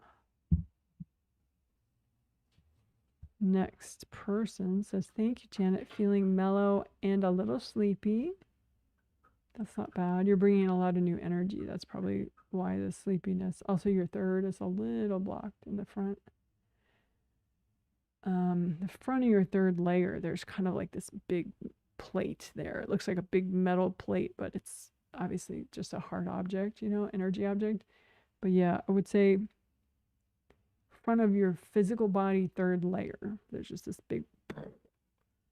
Someone dump it there. Yeah. Not your sister, not your dad, your mom. It's almost boring how obvious it is sometimes with her. But I guess that's good. Doesn't keep you guessing for very long who it is. Oh, before in your survey, I think it was the survey before this one, or I'm not sure if maybe it was this last one. I read it yesterday, the last one. Like somebody had whacked you a bunch and you were like thinking maybe it was your dad, but it didn't look to me like it was your dad. It looked like it was, it's hard to remember now, but I think it was a coworker and your sister. Yeah.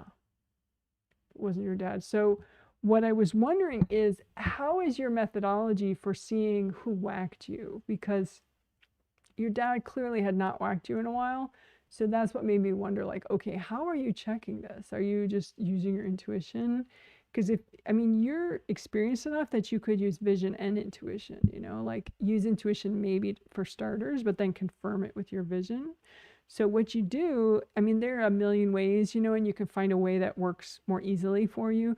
But one way you try is you like imagine yourself and then, you know, in your auras or whatever, and pre-damage, you know, and then each person that you're wondering about, if they did it, imagine them really close to you right then. And ideally you imagine the energy that transferred from them to you to make it, you know, like a flash of lightning or a big, you know, X-shaped hard object or whatever, you know. And if they didn't do it, just imagine them like off doing their own thing, you know, or like somewhat near giving you side eye, but not really close. You know, only imagine the people that are really close that actually did it. And it's important to look pre-damage, because sometimes there's like one person that caused the damage and then right after that a bunch of people pile in.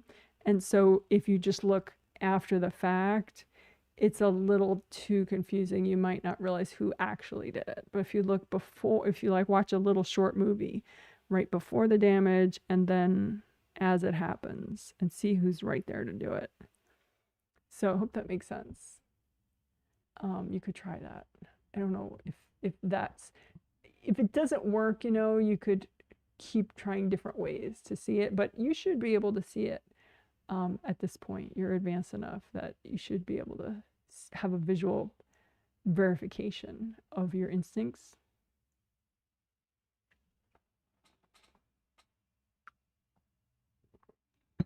So, hope that helps. You can do it. Anyway, you say, love the mind garden work and astral body work. I think that's going to be a big one for me. The astral body work. Yeah, me too, actually. It never occurred to me. Which is funny, you know, but when you're stuck, you're stuck. It never occurred to me that my focus problem could be related to an astral body, astral level issue.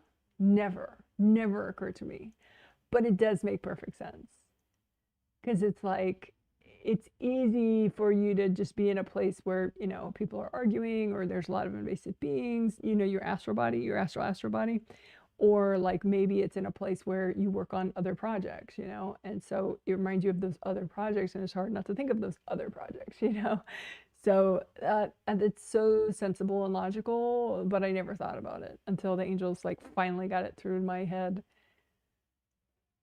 you know, at the start, near, you know, after like at the quiet part before the healing started. That's when they like finally got it through to my brain. So yeah, I hope it helps you How have I been doing kicking my coworker out of my space? Ha ha ha ha. I think she was the one who whacked you with your sister. And thank you for the initials. That does help. For those that don't know, first and last initial. If you want me to look at somebody, including yourself, and I don't know from your YouTube ID what your first and last initial is, put it in the comment. And ideally the gender too. That's like everything I would need. That's nice. And by gender, I just mean, usually I read like genetic gender that someone was born with. But if you want to put, if they're trans and you want to put their current gender, that's fine too. I'm not like anti-trans or anything, it's all good with me. Someone says, and you keep saying, I'd been picking up that it seems like my angel assisted message flowers didn't seem to be working with her.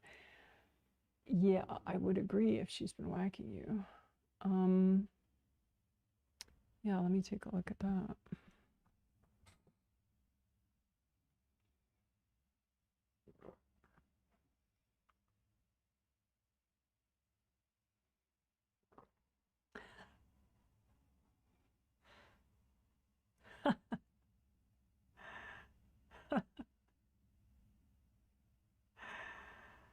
Oh, too funny.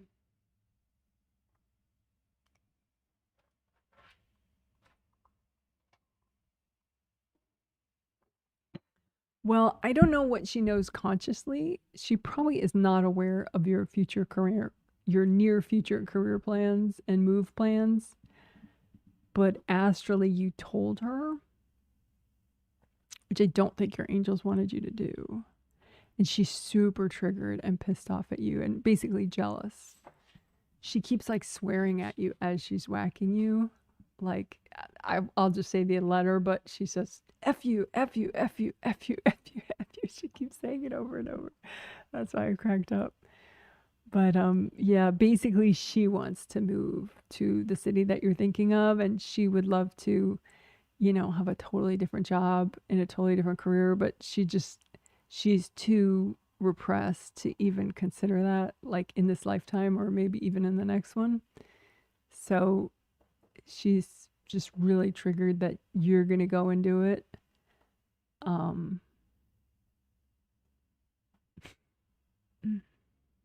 don't know what you can do about that.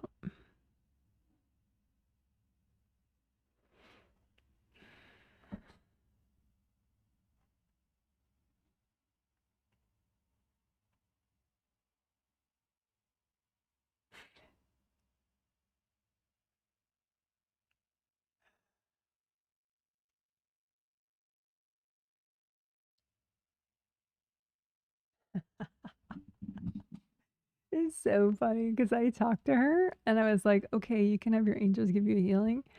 And she's like, okay, I will, but F you too, to me. And I'm like, okay, great, but it doesn't really help you at all, And so I had to like model it for her. And I said, angels, can you give me a healing? And then she repeated it. And she's like, angels, can you give me a healing? And then now she's engaged in that, and she's not, saying F you, F you, F you anymore. So maybe just model that for her and just say, hi, angels, give me a healing. I mean, not right now, but if you notice her whacking you again, then just say, remember, angels, give me a healing.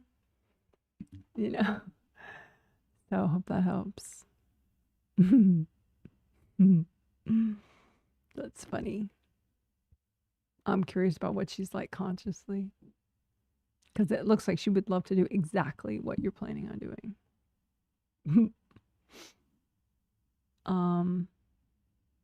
But definitely won't. Someone says, thank you, Janet. Feeling calm post healing. Oh, that's good. Anything I can do to help a daughter, and you mentioned her initials, who has been suffering major with her OCD. Well, I know healings can help healings have helped people with OCD. I mean, everyone responds differently to healings, so I can't guarantee anything. But I know, if money's an issue, then obviously getting someone a whole string of healings may be cost prohibitive for you. So let me look at some alternative things you could do.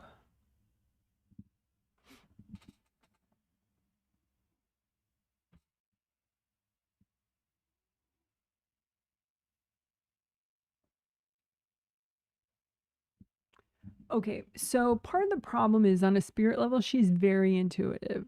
And so she's very aware of the issues that you and your husband are having, like marital issues. Very aware of it. Way more than your other two kids. So I think you only have 3 kids now, but maybe you have 4. But I see 2 other ones, and they're like dimly aware of your marital issues, but she is like watching it on TV as if, like she's very aware. And so she's kind of freaked out about your marital issues because it's like she feels like her world is about to get torn apart. She's very like just in this drama space about it. This is all subconscious, of course, I would assume.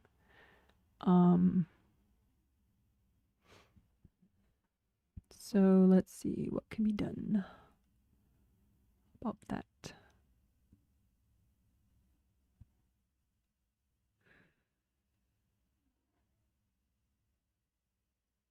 Maybe there's a hobby or something that she can fixate on a little bit that's sort of like a healthy fixation. Because there is a healthy side to OCD if it's like minimized. Like people with a small amount of OCD might be really good at cleaning their room, or they might be good at, finishing a project because they want to do it really well, So maybe, because the problem is she's fixating on your marriage subconsciously to her detriment. It gets her out of childhood innocence and focus too much on you guys. So I would say, does she have any hobbies? Anything that is not like video games, for example, would be very uncentering. And for the vast majority of people, it pulls them way out of their body. So that would worsen things like OCD. But if she had a hobby that was more like body centered, like maybe if you went on walks with her, if you have the energy to do that, I don't know if you do.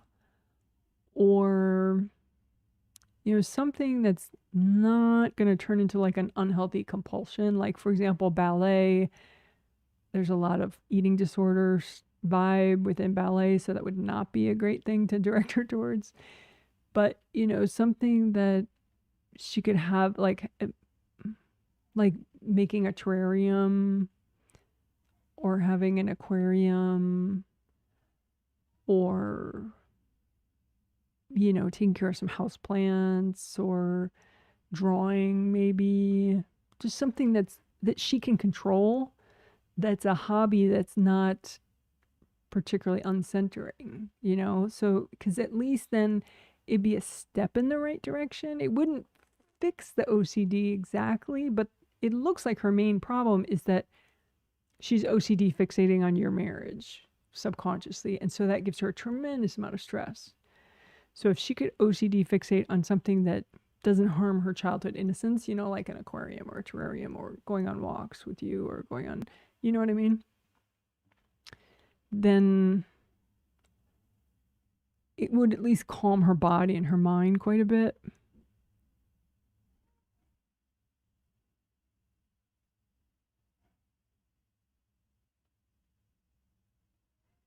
I think too, one thing you and your husband could do is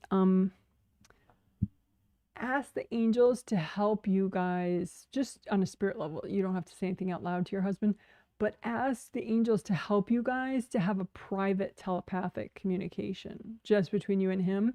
Because what's happening is you guys assume, like if the kids are in bed or something, or if the kids are in another room, on a spirit level, you guys just telepath out loud to each other. Or like if he's at work and you're at home, you guys just telepath out loud to each other. And even if you guys are in a bad mood and you're saying things that are sort of disrespectful to each other, it's just like an out loud telepathy. It doesn't occur to you that you have a kid who's very plugged into that and who can hear it really well on a spirit level.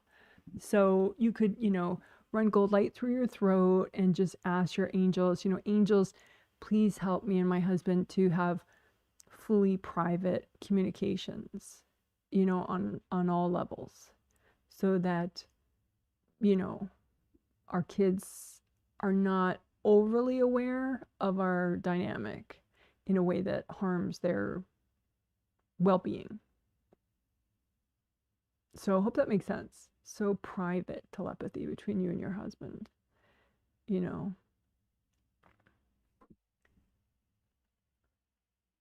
So hope that makes sense. So a healthy hobby and private communication, angel assisted private communication between you and your husband. That should at least be a big step in the right direction if you could do both those things. So I hope that makes sense. But interesting topic. Feel free to post more about that, in any of these chats if you want.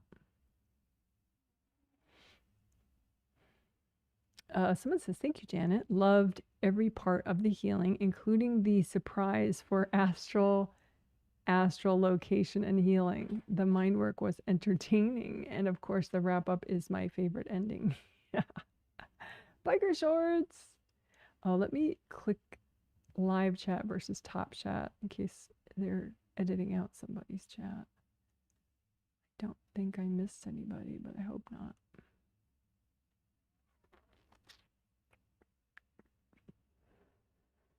Okay, so going back to what I was reading. The wrap up is my favorite ending. These healings are so powerful for me. I feel like I progress by jumping, not even walking. Well, that's nice. But when I do heal myself, I kind of push through to keep my presence alive. I've worked the Serenity River. Let's see if you said anything else.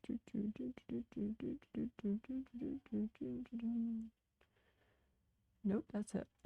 Okay. But when I heal myself, I kind of push through to keep my presence alive. I've worked the Serenity River. Okay. I mean, I think that's a thing for you, like to get more into a fun, intuitive, lighthearted mode when you heal yourself.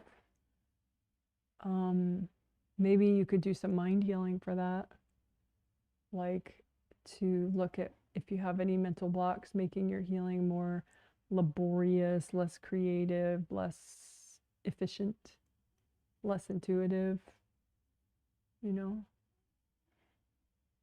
So it could be that, your mom's energy or something is sitting in your mind, or, one of your brothers' energy is sitting in your mind, and that's impacting how fun your own meditations are, your own energy healing on yourself. So if that makes sense. I'm not sure if that answered your question because I'm not sure what the question was, but hope it helps. Someone says, thanks, Janet. Feel healing shifts. That's nice. When considering to reach out to others to be authentic, spirited self, I found I'm doubting, shying away. Is it resistant to receive love? And then you continue, and you did put your name and initials, thank you. What perception am I holding? Mostly about doubt when expressing my skills or talents, hobbies, etc.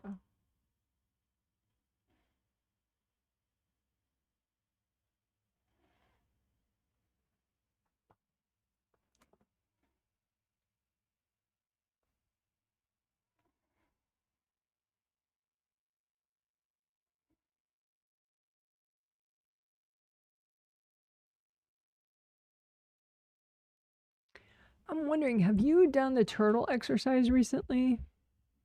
Because it kind of looks like you have some blocks and you're kind of shielding so that people don't see those blocks, you know, subconsciously. And so then that shielding gets in the way and you're realizing like, I'm not really showing myself to these people, but I could, like they wouldn't judge me. So why am I still shielding, you know? So turtle exercise, I want to say it is an excerpt video in the short video playlist. I certainly hope it is. But let's find out.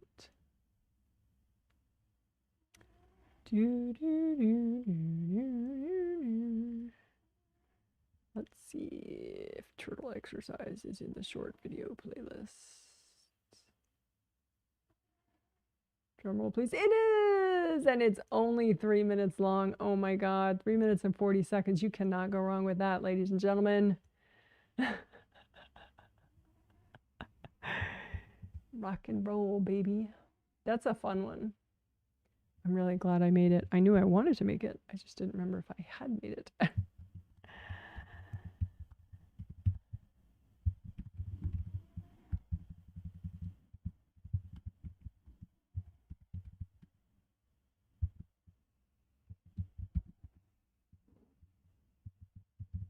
Okay, I'm going to put the link in the chat.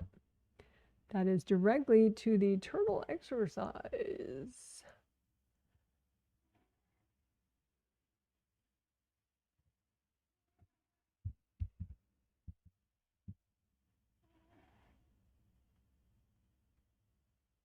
I don't know if it also brings up the... Yes, that link also does bring up the short video playlist. So it's the turtle exercise within the short video playlist. So that link is good for everything then. Everything in the short video playlist will come up if you use that link. So I hope that showed up. Yes, it did. Haha. Yay for me. So yeah, I think try turtle exercise for, you know, at least a few times in a week. Maybe every day if you want. Wouldn't be too much.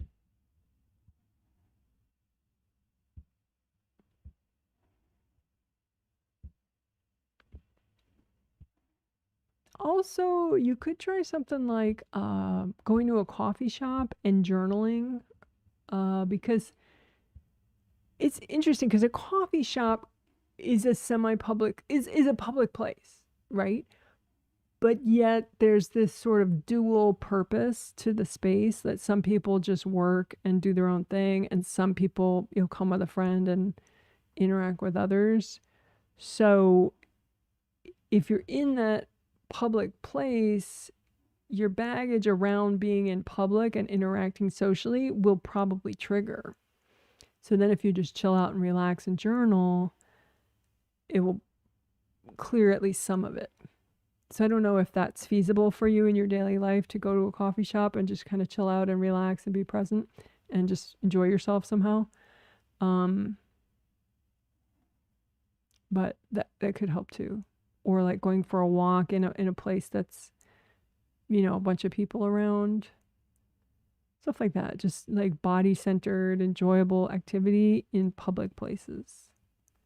Even if it's not like you are being social at the moment, being in a public place with a bunch of people around is inherently social and will trigger the energy blocks that you ultimately want to clear.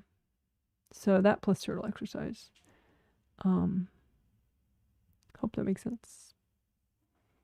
But if you can't do that stuff, the public stuff, then just do turtle exercise. Someone says, yes, we can hear the static. Oh, good to know. It's not bad though. Yeah, I know, but it's annoying. But it's temporary. It's just whenever I do something on my cell phone. That's why I usually turn my cell phone off during the stream. Someone says about whacking and reading mythology. Oh, yeah. Methodology. Yeah. So how are you reading who whacked you? I had written down who I suspected and then see which name pops out to me. I thought my dad whacking me was weird because it seems unlike him. Yeah, he didn't. I always suspect all immediate family members. LOL. Yes, which is not unfounded suspicion. They have proven themselves over time. Yeah, I think the whole write it down and see which name pops out at you is like a newbie technique, which, if that's all you can do, that's all you can do. But you're much more advanced than that now. I mean, you can see when your grounding's blocked or whatever, as far as I know. So being able to see, like I described, is certainly not like a crazy thing for you to start to practice. So hopefully that helps. But yeah, visualize before the damage, even an hour before. That's interesting too, because sometimes an hour before the damage, you were less grounded than you ideally would be. And so then you start blocking up, and then the whack happened, but more damage happened than would have because you were already kind of ungrounded, and that part of your aura was already pretty stuck. You see what I'm saying? So it's pretty interesting to like rewind the tape, so to speak, and look back, 1 hour before that, 2 hours before that, if you want, and just kind of see how your space was, Sometimes someone starts whacking at like 3 o'clock, and then they'll keep whacking till like 8 p.m. And so at first it's not a huge amount of damage, but then they just don't stop. So then by 8 o'clock at night, it's like pretty massive damage, because you didn't catch it or nip it in the bud and start repairing or something. So it's interesting. And not crazy for you to start practicing at that level. Someone says, "Hey Janet, it's Monday morning in hot, humid Taipei." Yes. Well, hello to you. Thanks for the weather report and the time change report. I like that. In Taipei, 81 degrees Fahrenheit and drizzling. Yes. Any thoughts about my abundance? I've had less patience calling, but I think it might be because of this international trip and angels holding off to give me a rest for a while before I get back and start working again. Yes, that looks like all it is. I agree with your intuition. Yeah. A lot of times if you're self-employed, there can be two things that slow down, clients applying or purchasing sessions or, scheduling meetings or however your business works. I mean, one thing you could just be personally shut down because you got punished and whatever. And so you're just not able to manifest it. You kind of don't have the power for it. The other thing is angel related. Like, they might see that you're just not ready for it yet. They're trying to get you to not, lose your social life and your, too much energy over the clients that are ready to find you. And so they kind of hold some of them back until you get stronger and stronger. And then they're like, okay. And then they let some in, or more in. So, but it all boils down to, your space and what you're ready for. Sometimes there's just, foul play from somebody else who shut you down, but that's why you're shut down. But it's generally a reflection on your space and your angels and sort of what's going on with both of you. So yeah, I do agree with your read. Long story short. So happy safe trip. Hope you enjoy your trip as much as possible. Someone says, ugh, yeah, are about that coworker. I had verbally told her years ago because I was excited. Oh, funny. So she even knows consciously, no wonder. But back then my progress had been slow. Definitely haven't told her about current interview and have really kept my distance.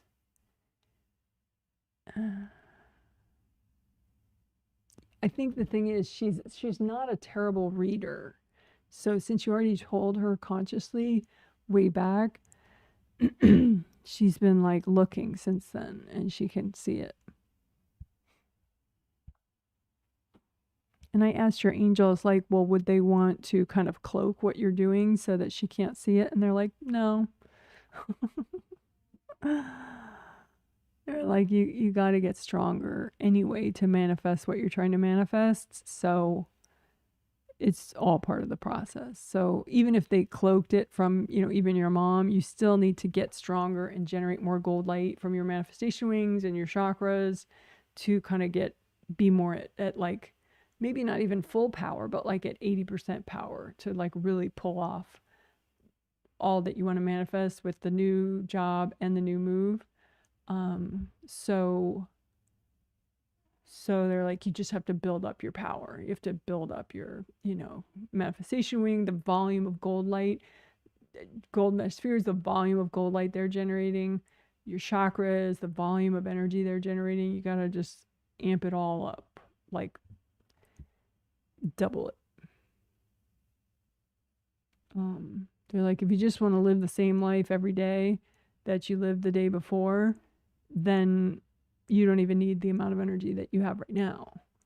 But if you want to pull off that kind of a manifestation, which you're planning on, you got to do it. But they're like, the good news is you're already capable. You're already a capable enough self-healer. They're like, you just kind of get a little unfocused sometimes.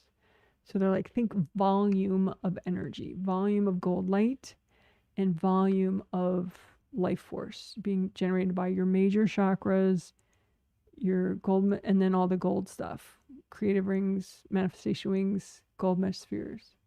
So major chakras and then the gold light generating stuff.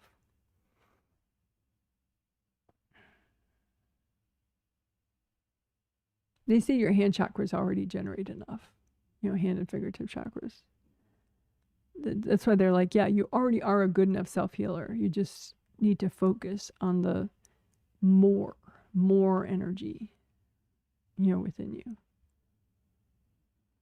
And at that point, these people whacking you is not really going to be, it's sort of irrelevant. It's just like a minor inconvenience, basically.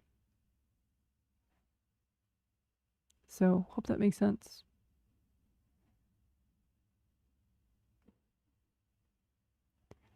All right. It could be worse. You could be not good enough self-healer yet, but you already are. So it seems pretty straightforward. All right. Angels. Oh, I already read that. Someone says, actually practiced the before the damage just now for the repair and saw that it was physical body aura, and that worked well. Sometimes writing stuff down helps me stay focused, but I like the way you described. Yeah. It's not like never write anything down, but like sometimes I used to write stuff down when I kept falling asleep a lot when I was meditating, when I was, doing self-healing. I kept falling asleep. And then it's like, well, after you fall asleep, you like wake up and you're like, what was I working on? So I would like write down what I was working on so that when I fell asleep and woke back up, I would be like, oh, that's what I was working on. I better keep going with that,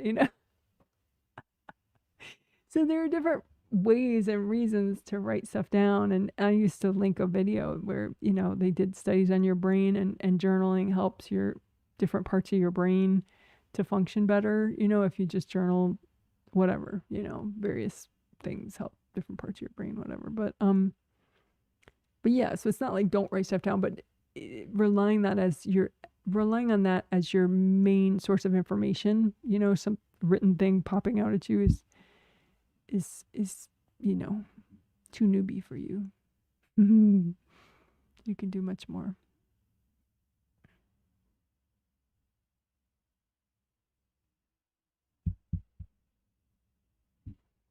Yeah, hope that helps.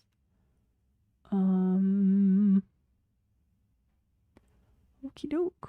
Well, that looks like all the comments. So I will.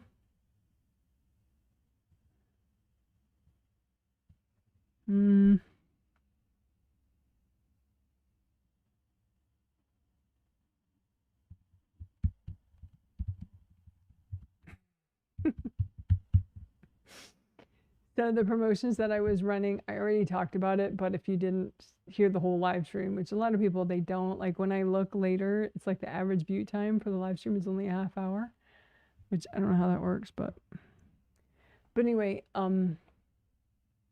say you didn't listen earlier when I described the promotions, they're like much bigger than they used to be because the angels are like, you're doing it this way now. So for the subscriptions, if you buy a subscription or if you upgrade from a twin set to a full subscription, then you get the in-between sets before your subscription sets start. You get those for no charge. Or if you upgrade from a twin to a triplet, I mean a twin set only subscription to a full subscription, you also get the in-between sets that you wouldn't have gotten without extra purchasing. But I can explain that in more detail if you email me. And then for the newbie promotion, that one is like completely different in a way because I'll have to make purchase links on my website. Because if you have somebody, or if you yourself are somebody that has never done a group healing set with me before, then for $1, you can get 2 sets of healings if you've never gotten healing before from me. So that means too, for all my veterans, if you have a coworker or a friend that you like, or you know, your grandfather who's still living, or whoever, you know, that I have never healed before, but you want them to get healings, you can purchase 2 sets, their first 2 sets for just $1 for them. And if you have someone who's gotten 1 set before already, they can get the second set for $1. So that's kind of huge. And I will put that in the next news email, which will, for those of you who have signed up for the news emails that come right 3 to 5 days before the triplet set, that news email will come on the 31st this month. That's the last day of this month, which is in 2 weeks. Yeah. Okay, you guys are awesome. So feel free to email me if you want me to explain the promotion stuff, or if you want me to, you know, take a look energetically at, you know, if getting a certain person, you know, those newbie healings would be a good idea or not, or whatever. Just email me and ask if you want. And if you want to purchase, I don't have those dollar things up yet on my website, but you can email me and say I'm interested in that, and then I'll email you back when those are up on my website, those icons. So you can buy a first-time newbie their first 2 sets for $1. That's going to be kind of fun. I want to see who's going to get what for their people. Because, like, you know, you can get them for a coworker if the angels say that's okay. You can definitely get them for a sibling, or, you know, any actual relative of yours. Most likely, if they're a current boyfriend or girlfriend, you can get them for them. You know, I ask the angels in advance, and I ask the person telepathically if they're open to it on a subconscious spirit level. But obviously, if you have a friend who's totally into it consciously, then of course, you know, that's fun too, because then they're aware that they're getting the healings, and then they can learn like, oh wow, that is pretty interesting. So it should be fun to play with all that. Alrighty, well, I guess that's it. So, oh, let's have another 4-hour live stream. How about that? All right. Well, you guys are so amazing. Take care. Bye. You're so awesome.